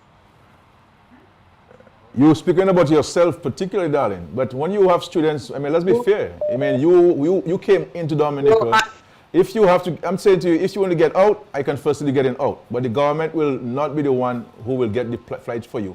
The government doesn't own an aircraft. But if you get a charter, if you can get a boat ride, and it's a legal means, trust me, I will facilitate you. But my preoccupation now as the Prime Minister is to get Dominicans who are stranded out of Dominica to be home safely and to be home with their families. But when they come, they have to go to quarantine in this circumstance. And that is my preoccupation. I have students all over the place. I have Dominicans who are stranded, who went out to me for medical reasons. We're trying our best to facilitate them. We have chartered flights. We have allowed Seaborn to come in. We have allowed Leah to come in. We have allowed One Caribbean to come in. We charter One Caribbean to come in from Cuba, hopefully next week or next week Friday, I believe. So we facilitated Dominicans coming in, but I can't, unless if you are sick and you have to get out of Dominica to go to Martinique for medical care, I cannot speak to facilitating you, my dear. I'm very sorry about that. Next question, please. Yeah, hello, good night, PM. Yes, my brother. Yeah, I saw you last year at Jungle Bay to discuss about my housing situation. You told me to leave my number, my name, which I did, and up till this day, I have not received any call, and now we're in the hurricane season, and my housing situation has not changed, and I don't know what to do. Okay. All right. Okay, well, I think we'll get your number, and someone will contact you on my behalf. Okay? Yeah. Next caller, please. When is government going to replenish the education loan facility at the aid bank? I think the person is speaking about the 2% loan that the government put in place since 2007, I believe. Every year we provide a top-up to the aid bank on this facility. I can't tell you this year we'll do it because I'm not sure which student will want to leave Dominica to start school in August with COVID-19. It's a decision that people have to make, whether it makes sense to go and pay all this money to be online and in a dorm room in America, or whether you skip and you wait for January to start your school year. If I were to advise you, I would tell anybody who wants to go to school who wants to start school in August, you go to school in January. But it is something I will have to speak to the Ministry of Education about how much money we have at the aid bank and whether it needs topping up. And if it does, then we will certainly top it up. The last time I checked, there was some money there, but with so many people, we educated so many people these days, I guess it was used up very quickly. But we do that every year, my friend, and I'm sure the Minister of Finance wouldn't mind topping up. Though we're still owing universities some $9 million. That is coming down from, what, $15 or so million? It's $9 million we owe still. I saw in the report from the PS of Education, outstanding. 9 million, I think. That's what the PS told me. We'll cross-check. They tell me maybe more. But I said the PS will be 9 million. I was so happy it's 9 million alone. I hope it's not more. I hope it's 9 million so I can pay this. At least 9 million I can do something. What is the update on the 40% relief on students' loans? I believe the Ministry of Education is reviewing that list. And I don't know, if one student qualifies, and let's treat it one student, rather than trying to do the whole group of people and complicating things. So if 5 students qualify, let's move the 5 students and then 2 later and 5 later so that people they don't think I am bullshitting them. So I will have to pay attention to this, but I keep hearing the Ministry of Education tell me that they're reviewing this and reviewing this thing and so on. So, but it's just taking too long. See, the government works slower than me, so I work faster than the government. The government works very, very slow.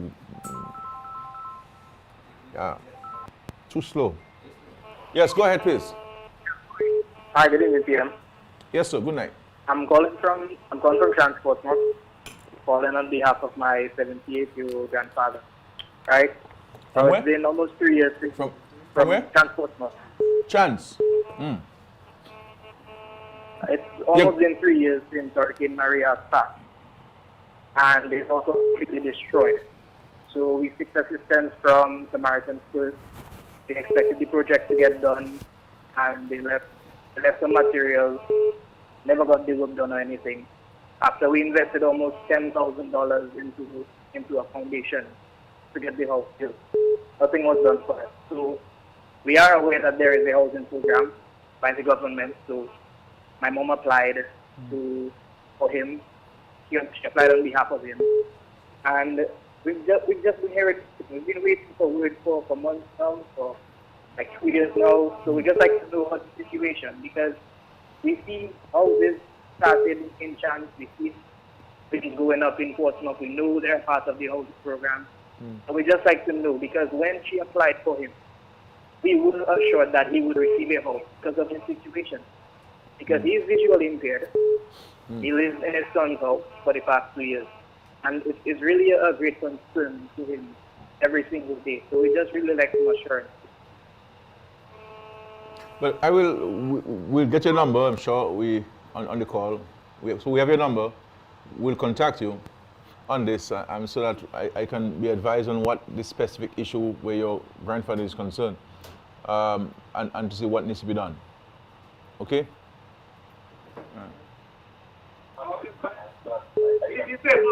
Hello? Hi. Hello? Hi. Go ahead. Yes. Okay. Good evening. I'm calling from Kingsville. And since Maria was left standing with my 2 kids, up to now my house is down. I haven't received any help, no help at all. And I need help. I need to see somebody. I need to get some help somewhere.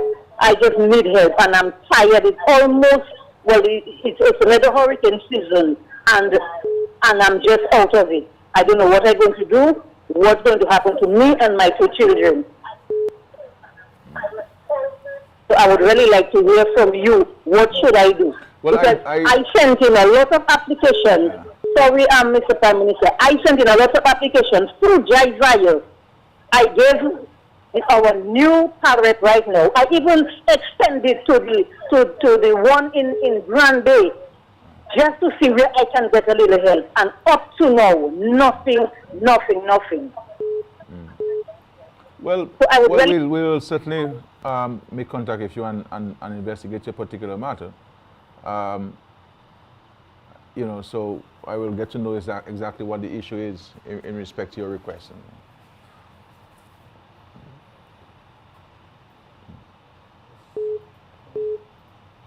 Hello? Hi, go ahead.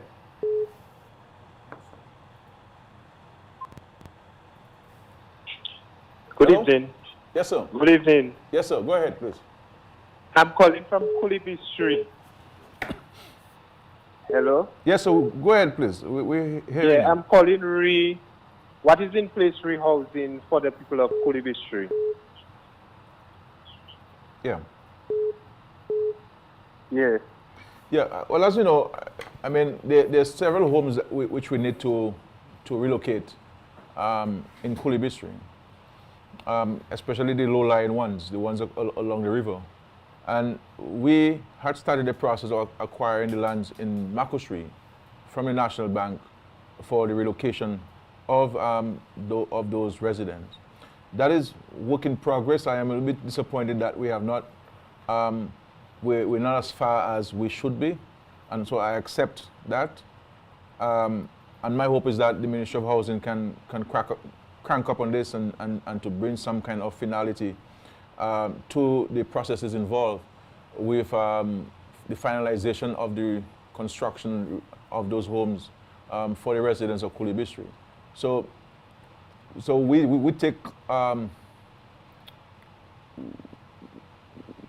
a criticism on this, on our slowness, but I'm hoping that we can certainly crank up on this for you.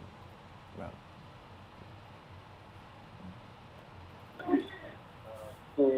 Hello. Hi. Good night. But that's before. Go ahead, ma'am. Go ahead. Hi, I'm calling on the behalf of Maranatha Square. Fishley, you are aware that there's 2 people in shelter? I'm aware of a couple of people, yes. Okay, so we just want to know, due to hurricane season, to know what has taken place, because we are not hearing from our parlor. Well, I don't think it's fair to say that you're not hearing from me for your power rep. I mean, the problem with you guys is that we listen to too much gossip on the streets, you know, and we have to be a little more focused and a little bit more grateful to the government. I mean, this government has done a lot for housing and assisting people with their housing and so on. And housing is not an entitlement, I keep telling people. This is because of the benevolence of the leadership of this country and of the government and of the party that we have reached out to so many hundreds of families across Dominica. But people get a sense that it's an entitlement. I mean, I was a strong supporter of the Freedom Party. I was involved in the Freedom Party, but I can't tell you one house the Freedom Party built in my constituency in 15 years. And I'm not necessarily criticizing them for that. And I'm certainly the United Workers Party did not build any house, did not fix a house in my constituency for the 4.5 years it stayed in office. I mean, what we have done in housing in Dominica is extraordinary.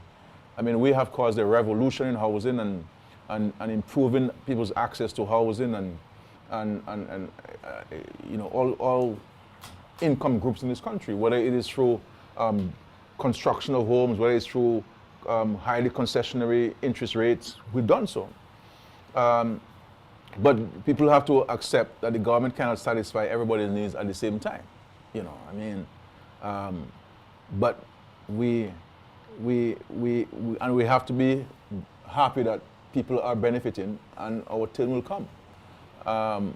You know, so I'm aware of the situation with some of the people in Maranatha Square, but the folks there will also, in Fishley and Maranatha Square, will also agree that we have been able to place many of them in these homes before some of the residents from Petit Savan.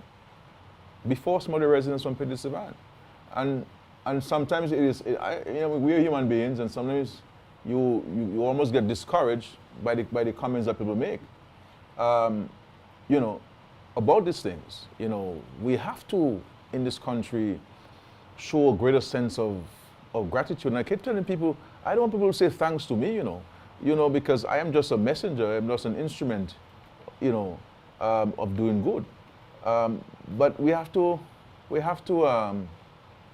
minimize this unnecessary rancor and so on. And wait our turn. Let's pray to the Lord that our turn will come, and our turn will come.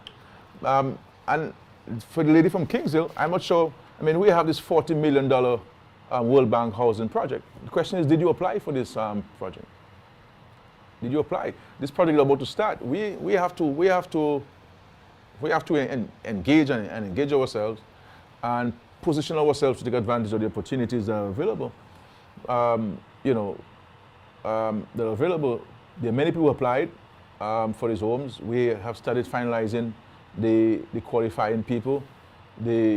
We now, because of COVID-19, the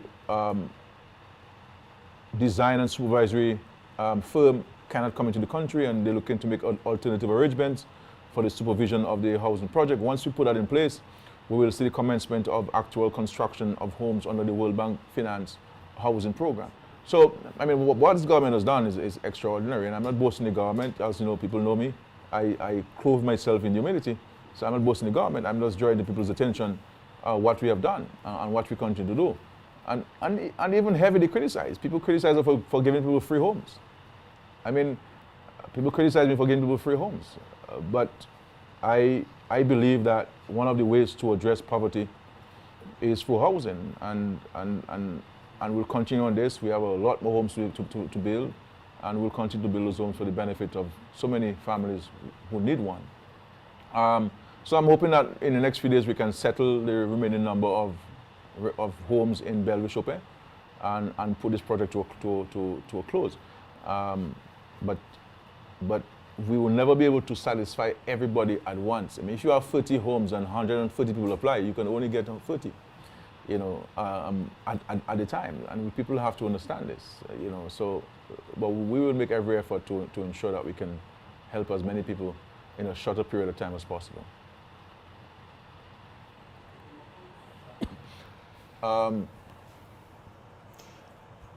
Hi, good evening. I am from One Prosper, and I am querying about the road that was being constructed. It has been at a standstill for quite some time now, and it's terrible, especially when it is raining. I would have preferred if you thank us and recognize the extraordinary work we have done. The amount of money I have spent on this road in One Prosper, I could give everybody a house somewhere else and empty up One Prosper.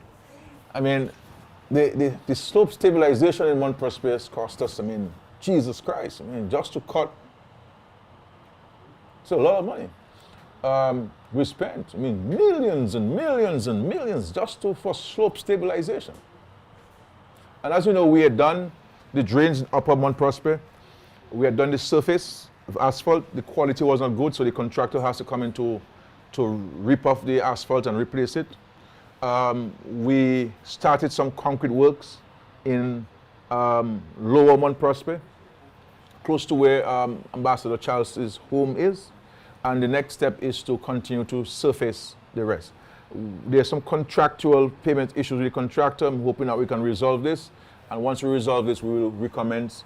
Where the excavation was done, the slope stabilization was done, we will surface that area. But you will agree, darling, or sir, that this is a lot of money spent in that Roseau Valley. I mean, I said I could give each of you $300,000 and relocate every one of you and still have change left. The same thing in Cochrane. Over $15 million in Cochrane. And I know what Dr. McIntyre, the former parliament, I mean, the road is large like any highway in Texas. You know, so I'm saying, I mean, 3 vehicles can pass, you know. Asphalt from Canefield all the way to the top of One Prosper by my friend Keith Richards there. You know, I mean, so we're mindful of this, my friend. One Prosper, we will fix it up. The power up there is on top of the action there. But we spent a lot of money so far, and we still have some more to spend. but I'm sure you'll agree that the government gave Mount Prosper serious positive attention over the years, over the many years, I should say. When will government do the reclassification of the public service? The process has started, or the reclassification is an important exercise. We have been in discussions with the OECS Secretariat, the Director General there, who's providing us with some assistance, and also the regional institution as well, who will be providing us with some technical assistance with the reclassification. Obviously, we have to look at the teaching service separately from the rest, look at the nursing separate from the rest, and look at the rest of the public service. So this is a commitment that we have given and a commitment that we will fulfill. It's important that we do reclassification because there are many attendant benefits, both for the employer and for the employee, and for, of course, the wider Dominican population, for us to go through reclassification of the public service. But it is on the cards. It's a major priority for us, and we will certainly seek to push this going forward. Yeah. Hello? Hello?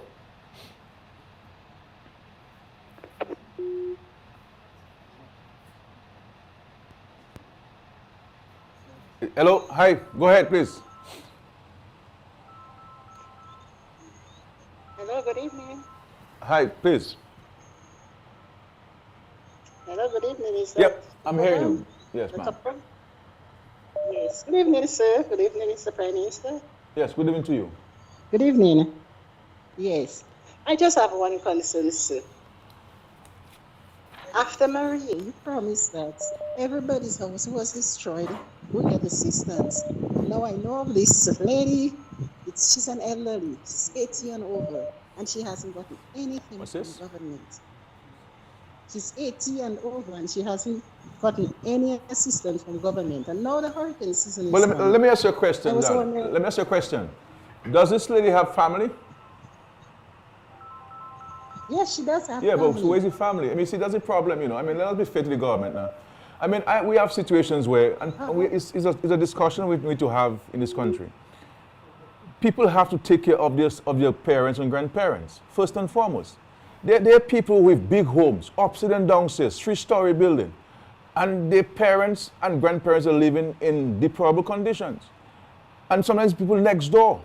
We have to speak about societal responsibility and family responsibility. There is no way I could have my big house in Vickers and my aunt and my grandparents or my brothers and sisters homeless. They will find a bed in my house. You know, and if I had to sleep on the floor for my aunt or my mom to sleep on my bed, I will do so. That's how I grew up. That's how I was raised, and that's how I see my life. We have in this country to speak about our children's responsibility to our parents. Our parents struggle to send us to school. They give us the shoes and they stay without shoes. They give us a meal and they stay hungry for us to go to school and for us to learn. And then you have people, big job, big money, big house. I mean, some of them have no children, but they have a big house and so forth, which is fine with me. They have 2 motor cars parked. And how would you tell me about your granny who is 88 years old? How do you sleep? How do you sleep and how do you wake up in the morning? How do you go to church and you're not taking care of your family? So we really have to talk about those things. And so on. If the person doesn't have family and the government has not reached out to the person, then I will chastise the government for that. And I will chastise myself. Because I take full responsibility for whatever the government does, especially if the thing goes wrong. But we have to speak about this thing in society. That we have to look out for each other. And especially our family, we have to look out for our family. So yes, we will reach out to these people. But if they have a family and they stay in a family home and they're comfortable, I mean, why should the government build a house for an 88-year-old person if the person has children? And if the person's children all have homes? All have homes. And so it's an issue that we have to deal with. And I don't think it is fair for people to say that the government has not helped. if the people have family. We try to help, and people know this government, people know me. I mean, helping people is part of my DNA. I don't blink my eyes twice or once to help people. We may not get everybody at the same time, but nobody can challenge this government on its outreach to people. So we take a number, we have a number, and we'll certainly investigate this particular cause, this particular matter. But I wanted to make this point, not necessarily directed at you, but to make a general point of the need for us to, as family, as children and grandchildren, to look after our parents and grandparents and our siblings, even if you're in the family, look out for each other. I have watches, but in my time, I never have correct time on my watches, so I put a watch because they say you have to put a watch or something, and I mean, so I don't know what time is it. Normally I get time on my phone. So it is, I mean, now I'm saying it is what time for me, David? Yeah, I don't, it's after 12 or something, You see?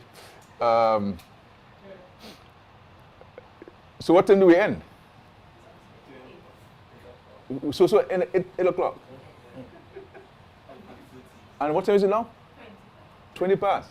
Okay, so we'll go to 8:45, because I suspect people have some burning questions for me. So we'll go 8:45 and we'll end at 8:45. But next week is 6 to 8. Hello? All right. I suspect these guys have to go somewhere else, they have to go somewhere else, so, but it's curfew time, I don't know where you guys going. Yes, please go ahead, my friend. Hello, good evening. Hi. Yes, Mr. Palrep. I'm the lady who came from Anguilla with the 3 boys after Irma. Yeah, I remember you. Yeah. Yes, and we need assistance in a home. We tried to we bought it, and we need assistance in rebuilding. Okay, but we got a number? So we got a number, darling, we'll give you a call, okay? And we need assistance in a home. We tried to Yeah, we have gotten that question, that request. That's the next one. Hello? Hello, PM. Sorry Hi. that am I on, yeah? Go ahead, please. Hello? Go ahead. Yes, sir. All right.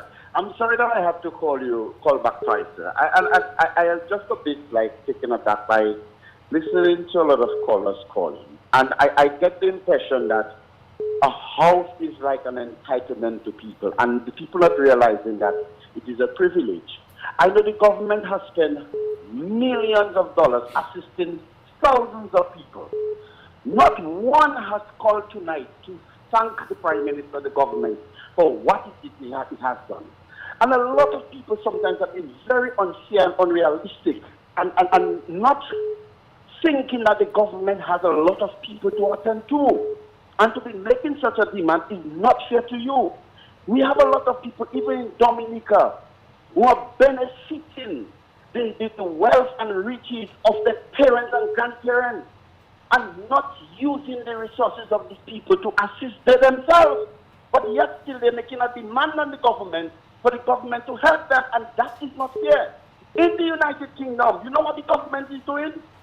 If you have a parent who probably is sick and she has the money, the family is not available to service unless she's dead. The government uses the resources of the family to assist the parent itself. And I think people must be a little more realistic and be a little more fair. The government has spent millions assisting people in scholarships, in health, in education, in agriculture. And I believe some people just not fair to you, Mr. Prime Minister. And I think I had to call to say that let us be realistic. Let us work with the government. Take your time, your neighbor, get to thank God and wait. Your time will come. You cannot, if you want the government to help you, how many of us are saying, Mr. Prime Minister, I have one galvanized and a plywood. Can you give me the nail and the photo? Nobody's coming with that. But they are coming thinking that the Prime Minister is entitled to a house and the Prime Minister must give them a house. I think this must stop. Let us work with the government, meet the government halfway. And Mr. Prime Minister, maybe you should do what Leonard Clinton said. Take the house and rent it for them or sell it for them. Have a good day, my son. Yeah. Well, there'll be some additional conditions that will be placing on those persons who will be receiving homes. And those conditions will be articulated very soon. In some cases, people will have to contribute something towards the house. And people cannot rent those homes. They have to occupy the home within maximum of 3 months of receiving the keys.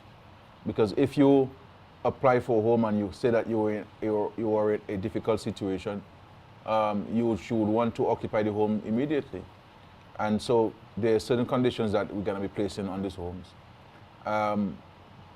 People have to look at their own insurance for these homes, because the government will not be in a position to give you a home and still fix it for you over a period of time. I mean, we have to be realistic, and at the end of the day, we can't be spending the same different monies twice, on one facility.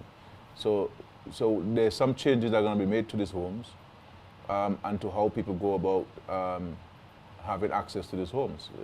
We have to bring a certain level of discipline to this, because it is extraordinary. It is mind-boggling to hear comments from some people who say, "Well, what is a home?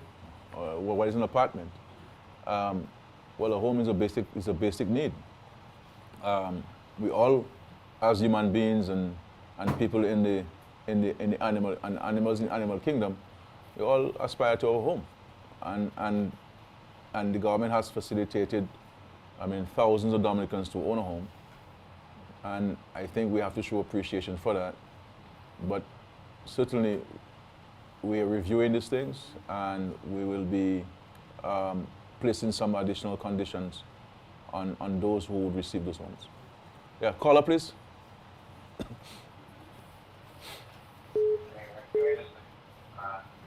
Hello, good night. Hi. Go ahead, please. Good night. Hi, is this live on air with the Prime Minister? Yes, ma'am. Hi, hello, good evening, Mr. Prime Minister. Hi, good evening to you. First of all, I would like to thank you for creating the National Employment Program. I only have two concerns. One,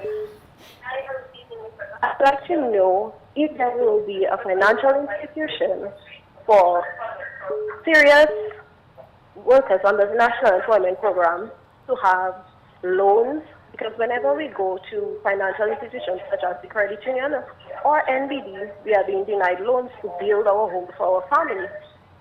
Two, I would also like to know, will the National Employment Program be reviewed, because many of us work diligently, we are very hardworking, and I would like to know if it will be reviewed where we are applied under the government system instead of being left under the National Employment Program when we are in vacant positions like myself. So these are my concerns with you. Yeah.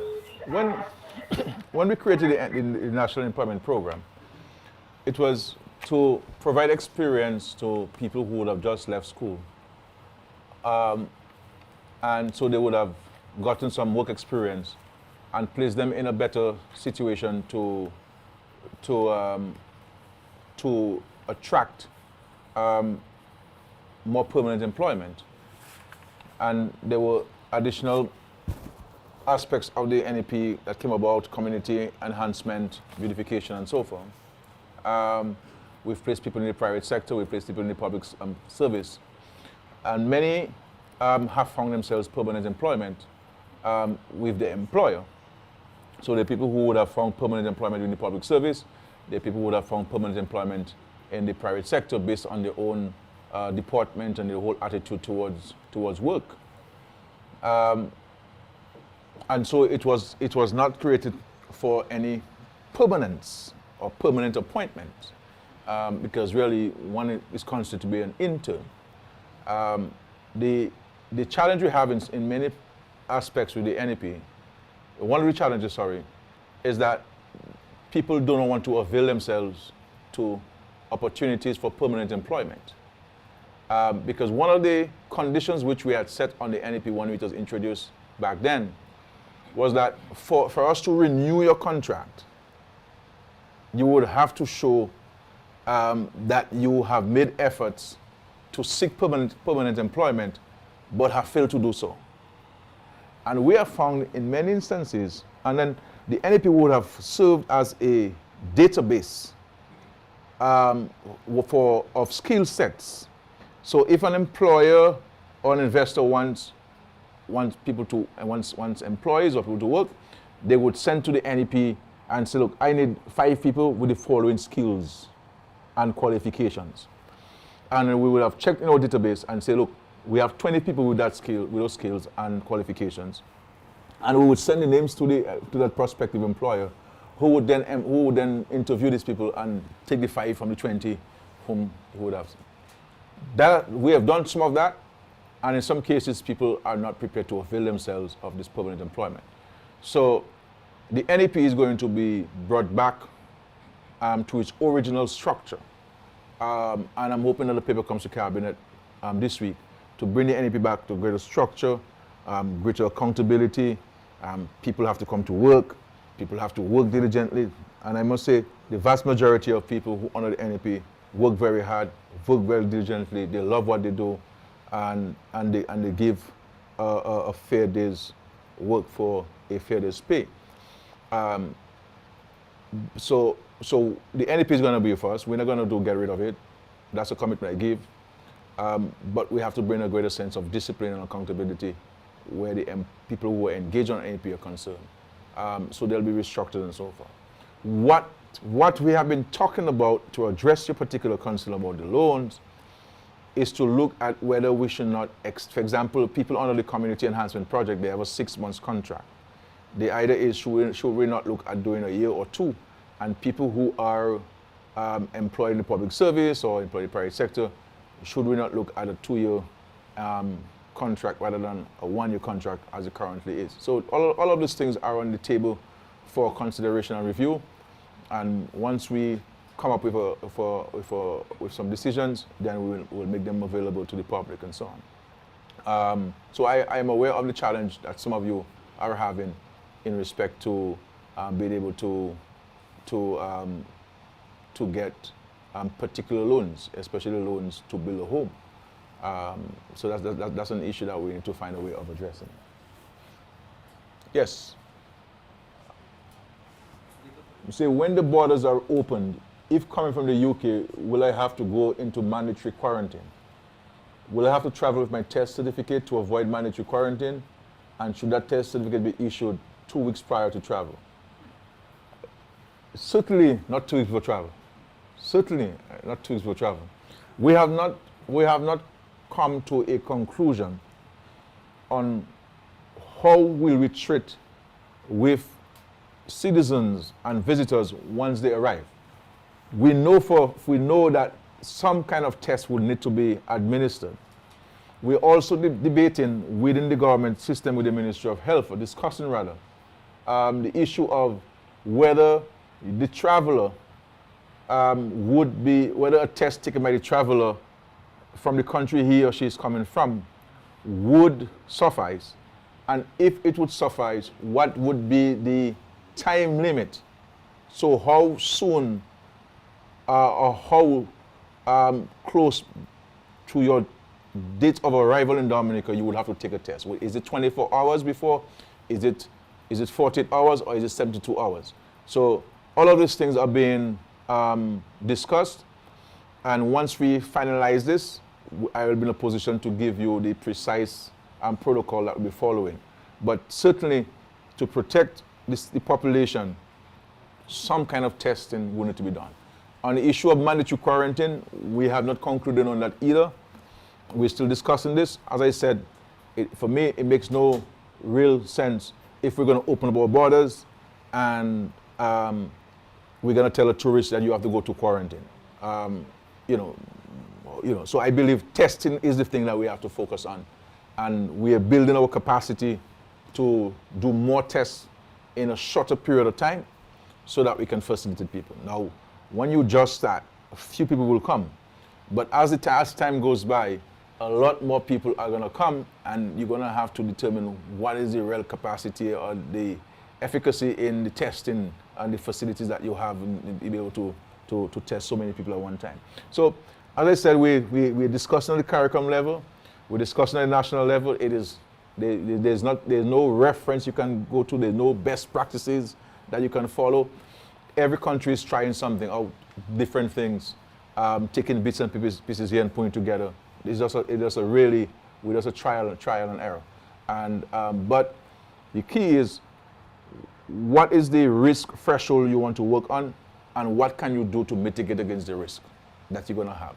Which is, the risk really is people coming into Dominica who may have COVID-19, and how do you mitigate against that risk of spreading in the population? So it is a very thin, is a very blurry line of what do you do. That, and there's no foolproof system. There's no foolproof system. And there's no tested system. This is why countries have been opening up gradually, and this is the path that we're looking at following as well.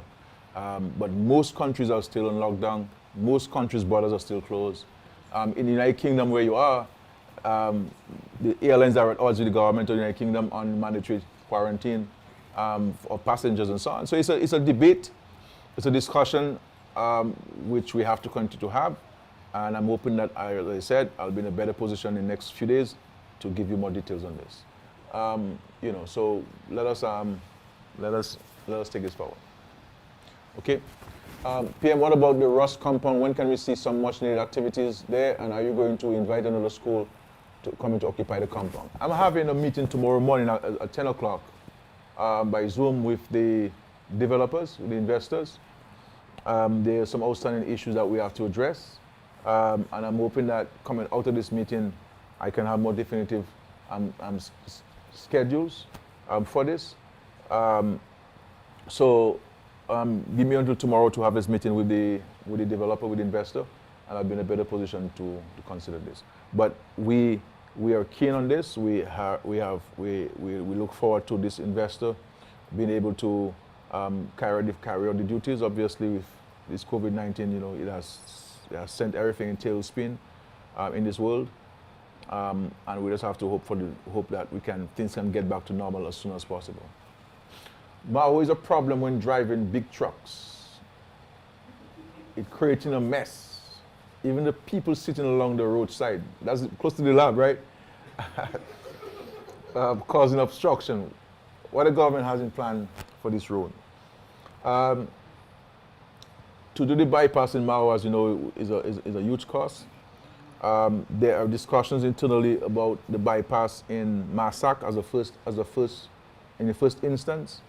I think there's some costings that have been looked at for the Massac bypass, but I think we have to look at some of the abandoned buildings in Mao and to see whether we can gradually start acquiring those, and to see where we can widen the road for the time being, and as we go along, see how we can widen some of the sections of the road, because that is the only option there.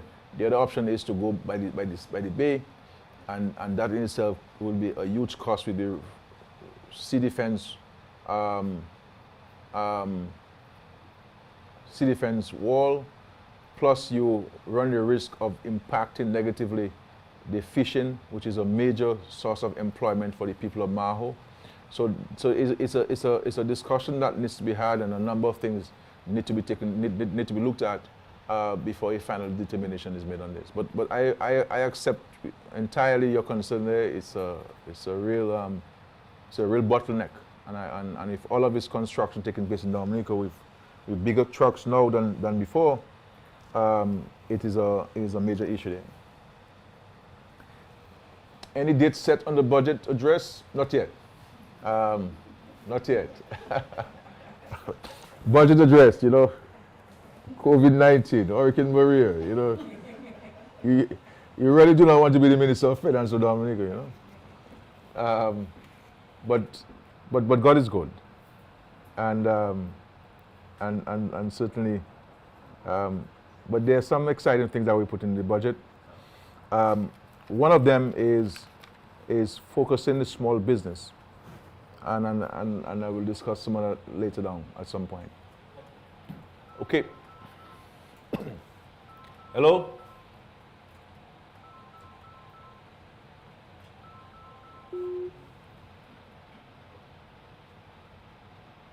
Hi. Person is on? No? Hi, good night, sir. Hi, good night to you. I am very thankful for the good work you are.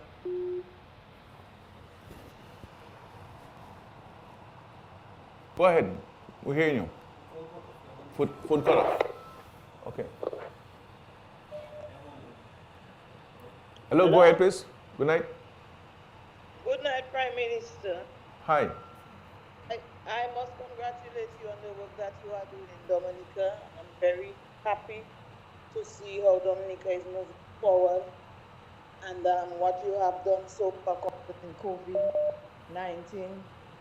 May God continue to bless you and give you wisdom and strength to continue to do the work that you are doing. And I am concerned about, the reason why I'm calling is because I live near the river. Well, right now I'm in the US, but my house is still near the river and my children are down there. We live near the river in Baffert State. And then after Maria and Erica, where we were damaged for Erica, and then after Maria, what I saw, it is still frightening, and then we are in another hurricane season, and we have not seen anything yet. Because we were told that we are going to build a bridge from Emsall to Baffert State, and then after have a river wall. Yeah. But we have not seen anything. So I was just concerned about that. How far is that? Yeah, I addressed this in earlier part of the program. Somebody asked about the question. This river retaining walls are part of the bridge project. Clearly, we will not build this bridge during the, before the hurricane season is over. But what we intend to do is to do some dredging in that area, and also to reinstate some of the rock armor to help mitigate against the impact of flooding. So we're hoping to do this. I'm hoping this month we can do some of these activities there. But we know of the precarious nature of this area. We know of the anxieties of this area, and we are mindful of the need for us to take action on this.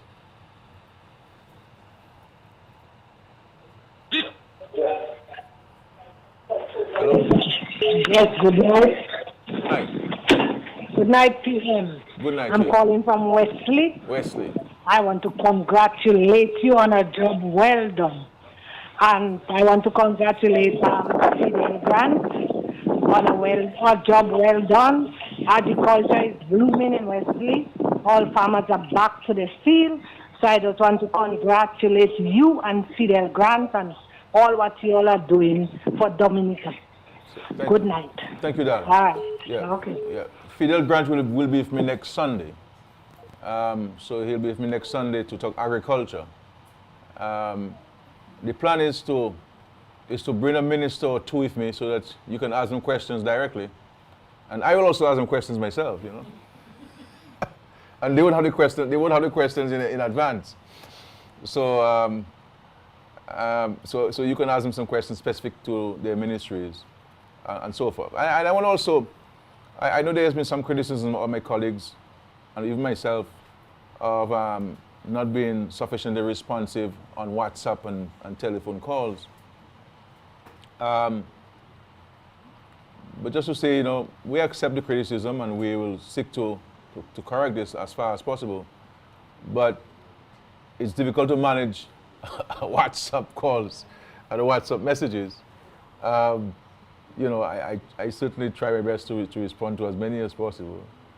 But it's difficult to manage this. And of course, with the issue of social distancing, perhaps cannot be at the offices as they normally would. But we look forward to resuming constituency offices this month, taking into consideration all of the hygienic practices and the guidelines given to us by the Ministry of Health, so as to address the issue of we not seeing our power reps as often as we should. But certainly COVID-19 would have contributed to that. And people know me. I don't. If a power rep is not being seen and there's justification for criticism, I don't shield any power rep when it comes to this. I believe in elected officials people having access to the elected officials. But I also believe too that we as citizens have to be a little bit fair sometimes and be mindful that all of these people are human beings as well. And let us work together towards addressing our common challenges.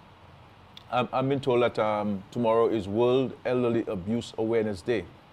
So, you know, let us do something nice for an elderly person. Let us cook extra and share the elderly. Let us go and clean an elderly's home. Let us bring some packages to the Grotto home and to the infirmary and to the Mao home and to the home in Grange in Portsmouth and Lago Portsmouth and the senior citizens homes in Massac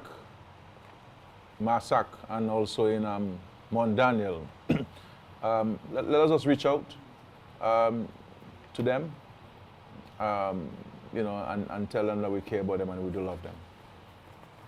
Okay? Any other person online? No?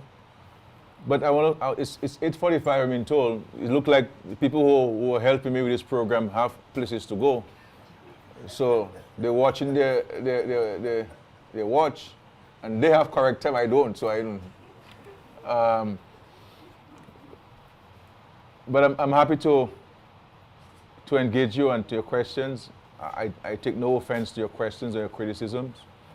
I think all of the criticisms were made in good spirit, and I don't take offense to them. And neither do I hope no one takes offense to my responses either, because my responses were in good spirit as well. This is a conversation that we're having. Next week we'll be speaking about agriculture and whatever other questions that you may have. As I said, the Minister of Agriculture will be present. And I may bring in the Minister of Public Works to give an update on some of the concerns which some of you were raised and to give more details to this. But the idea is to really engage you and hear from you. And it's important for us to know how you're living, what are your challenges, what are your fears, what are your aspirations, what are your dreams, and how you believe government can work with you. It always has to be, how can government work with me? And how can I work with the government? It is not about what the government doing for me or what the government, how can we work together to resolve my problem? You know, this is what I want to do. Is there any way you can help me achieve my objective? And I think with that attitude, we can certainly help each other. But I want to thank you. You know, this COVID-19 has really dealt a deadly blow to us, a serious blow to us. It has really changed the whole way how we're going to conduct our lives and our businesses. And this is the new normal, as people say. But we have to press on. We can't be daunted. I am not daunted by the task. I reflect on the challenges which Job went through, the tests which Job went through, and he kept his faith. And I think that we as a Christian people, or people who believe that there is a superior being, that we can't give up. We can't lose faith. Life was never meant to be a joy ride. You have joyous moments and you also have challenging moments. For me, as the chief servant, I have a greater responsibility and a bigger load to carry. But I shall carry my load. I shall carry my share of the load.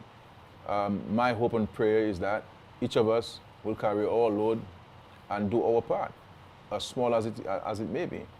And I think if we look at life in a positive way, I was saying to people, we must never look at the glass half empty. We must always see the glass half full. And what can we do to bring it to the brim, to take it to the brim? Because if we see the glass half empty, we are not paying attention to the opportunities that are there in life. And in every challenge, there are always opportunities. And we ourselves as citizens must have a more positive outlook on life. We spend too much of our time being negative, doom and gloom. And we have to celebrate people. We have to celebrate people's successes. We have to celebrate people's upliftment. If the Lord bless us, we must bless somebody. That's the only way our blessings can multiply. Give and it shall come back to you, full measure. If your cup runneth over. And when you give to the Lord. And we have to be grateful. We have to be grateful for God that we're alive. There are parts of this world where people can't go out to their homes because of fear of death. There's famine in country, people dying of hunger. That's not happening in Dominica. There's no malnutrition in Dominica. There's nobody going hungry in Dominica. Yes, somebody may skip a meal, but the person is not hungry. And if we know of somebody who is hungry, and we have, why don't we reach out to the person? And that's what life is supposed to be. And I think we have to be able to live together and live as brothers and sisters. We cannot in this country engage ourselves in an unending political campaign. It's not helping anybody. It's not benefiting anybody. It's not benefiting me. It's not benefiting you. It's not benefiting your family. It's not benefiting your country. Yes, there'll always be politics. Yes, we'll always have our political sides. But why can't we move on the day after elections and be able to engage each other, to break bread together, to debate issues, to debate ideas, to debate ideologies, if you wish, because the way the world is going with all of these challenges and as the years go by, countries have to fend for themselves. See what happened with COVID-19. Countries like ours couldn't get supplies because the bigger countries were holding them. They were confiscating them. Luckily, we have friends, who remain true to us and loyal to us and who reach out to us and provided us with some of the support we needed. And had it not been for the Pan American Health Organization, who was able to overcome a lot of these obstacles in procuring goods and services for us and PPEs and so forth on our behalf, would have a challenge. And so we really have to work together. There's just too much of a negative spirit in this country. And then I see things on social media, If the Lord blesses us and He gets us to go to university, we go to university to gain knowledge. To gain knowledge, not to show who can be the brightest idiot. If we're a medical doctor, we are supposed to cure people, irrespective of the person's political persuasion. We're supposed to educate people. If we're a lawyer, we're supposed to advise people on law and to truth and to speak law to power, law and truth. If we're a farmer, we must feed the nation. If we're a teacher, we must ensure that every child can learn, every child is exposed to tuition and to scholastic discipline. If we're a public servant, we have to be diligent. We have to recognize that the people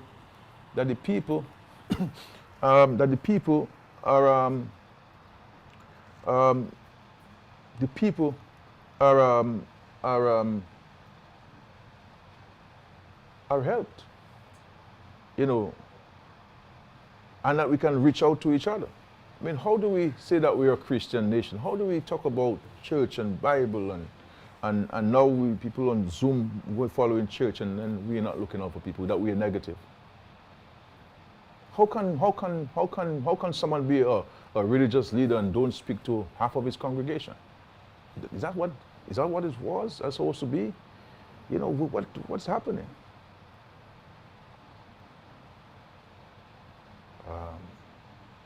We're all mortals, and people believe that they will never need somebody. I'm not a perfect being. I'm far from being perfect, but I try to treat people the way that I would like people to treat me, with respect, with the understanding that everybody is a human being. I have always gone about life with understanding that I am not better than no one, and no one is better than me. And we have to treat people with respect, and we have to treat people with love. You know, it is not because you are on the other side politically that we can't have a conversation. Because look at what Maria has done. Look at what COVID-19 has done to us. You know, and every time the Lord brings these things about to remind us of our humility, to remind us of our need to our own mortality, we take note of it for a short period of time, and then after it subsides, then we go back to our own. We cannot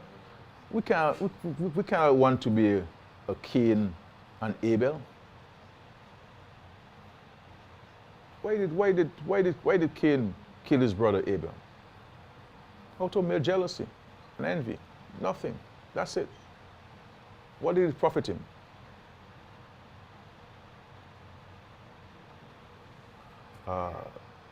We have to work together to build a more prosperous and just society, and to ensure that the Dominica and the world we want to bequeath to succeeding generations is a Dominica that is better off than when it was bequeathed to us. And to my young people who go to university, going to university doesn't give you any right to believe that you're a superior being. Going to university is merely to acquire knowledge. You know, the Lord gives wisdom. Universities don't give wisdom. And if you have knowledge, showing a certificate is not knowledge. Knowledge must be acquired, it must be seen in your actions, in your deeds, in your manner, in your whole behavior, in your whole deportment. It is a badge of honor, yes, because you have attained something, but it doesn't give you the right to believe that you're a superior being. And so we have to have a greater sense of humility in the country, among ourselves. And where we fall short, we pray to the Lord that He will help us the next time to fulfill our responsibilities. I sincerely, I have no animosity towards anybody. The Lord has placed me in this position. I'm not sure for how long again. But I am trying to do the best I can with what I have. And when I pray to the Lord, outside of praying for my family and friends and even for my enemies, or those who consider me to be enemies, because I don't have any enemies, where I am concerned personally, I pray for two things. I pray for health, good health, and for wisdom. Those are two things I pray to the Lord for. I don't have long prayers, you know, but I pray throughout the day, but I don't have long prayers. But we have to find a way to improve on our relationship with each other, you know, and to remove from us this ingrained hatred and anger and animosity, you know, that we have for each other. But, you know, let us continue to pray. You know, yeah, and before I leave, I also wanted to extend condolences to a sincere friend of mine, to Tula in Pottersville, who passed away recently. You know, very sincere, very sincere. And if you allow me to say that, she was a strong Labourite, very strong Labourite, very strong supporter of the party. Yeah.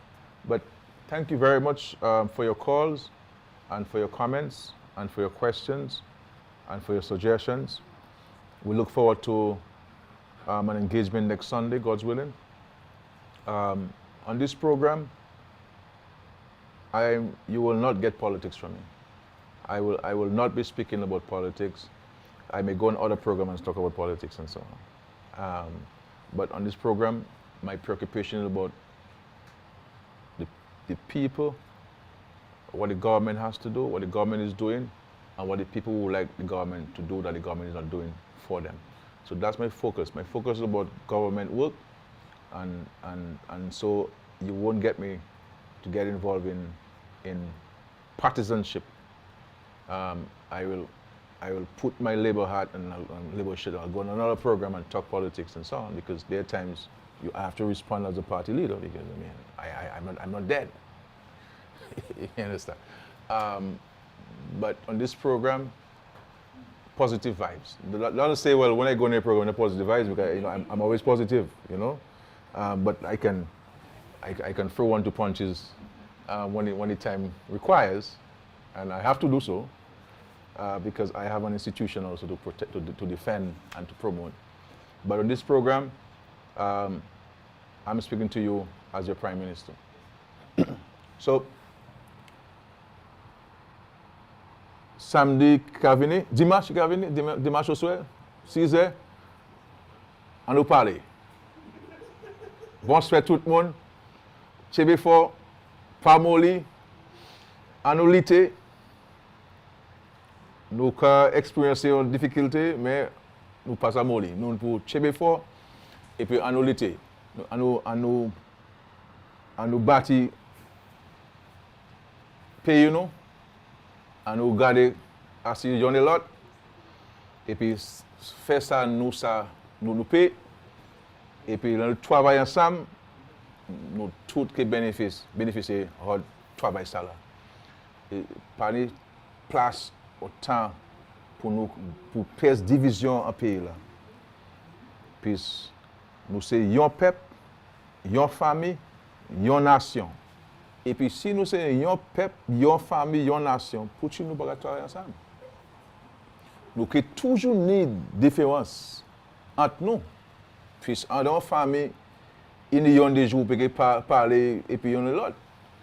Mais moun ça c'est famille. So OK toujours venir parler et puis famille. So on nous travaille ensemble, on nous garder vers là. La moitié plein. So, et puis, on met petit glos nous, drop by drop. Comment on dit drop by drop? OK? Et puis, on nous remplit vers là. J'étais est venu en haut. Et puis, glos même qui a tombé vers là. Et puis ça c'est ça nous pour faire. Travailler ensemble. Et puis les bons dieux viennent pour garder pour le monde. Ils demandent ça ou faire pour le peuple. Et puis nous tous qui pour répondre.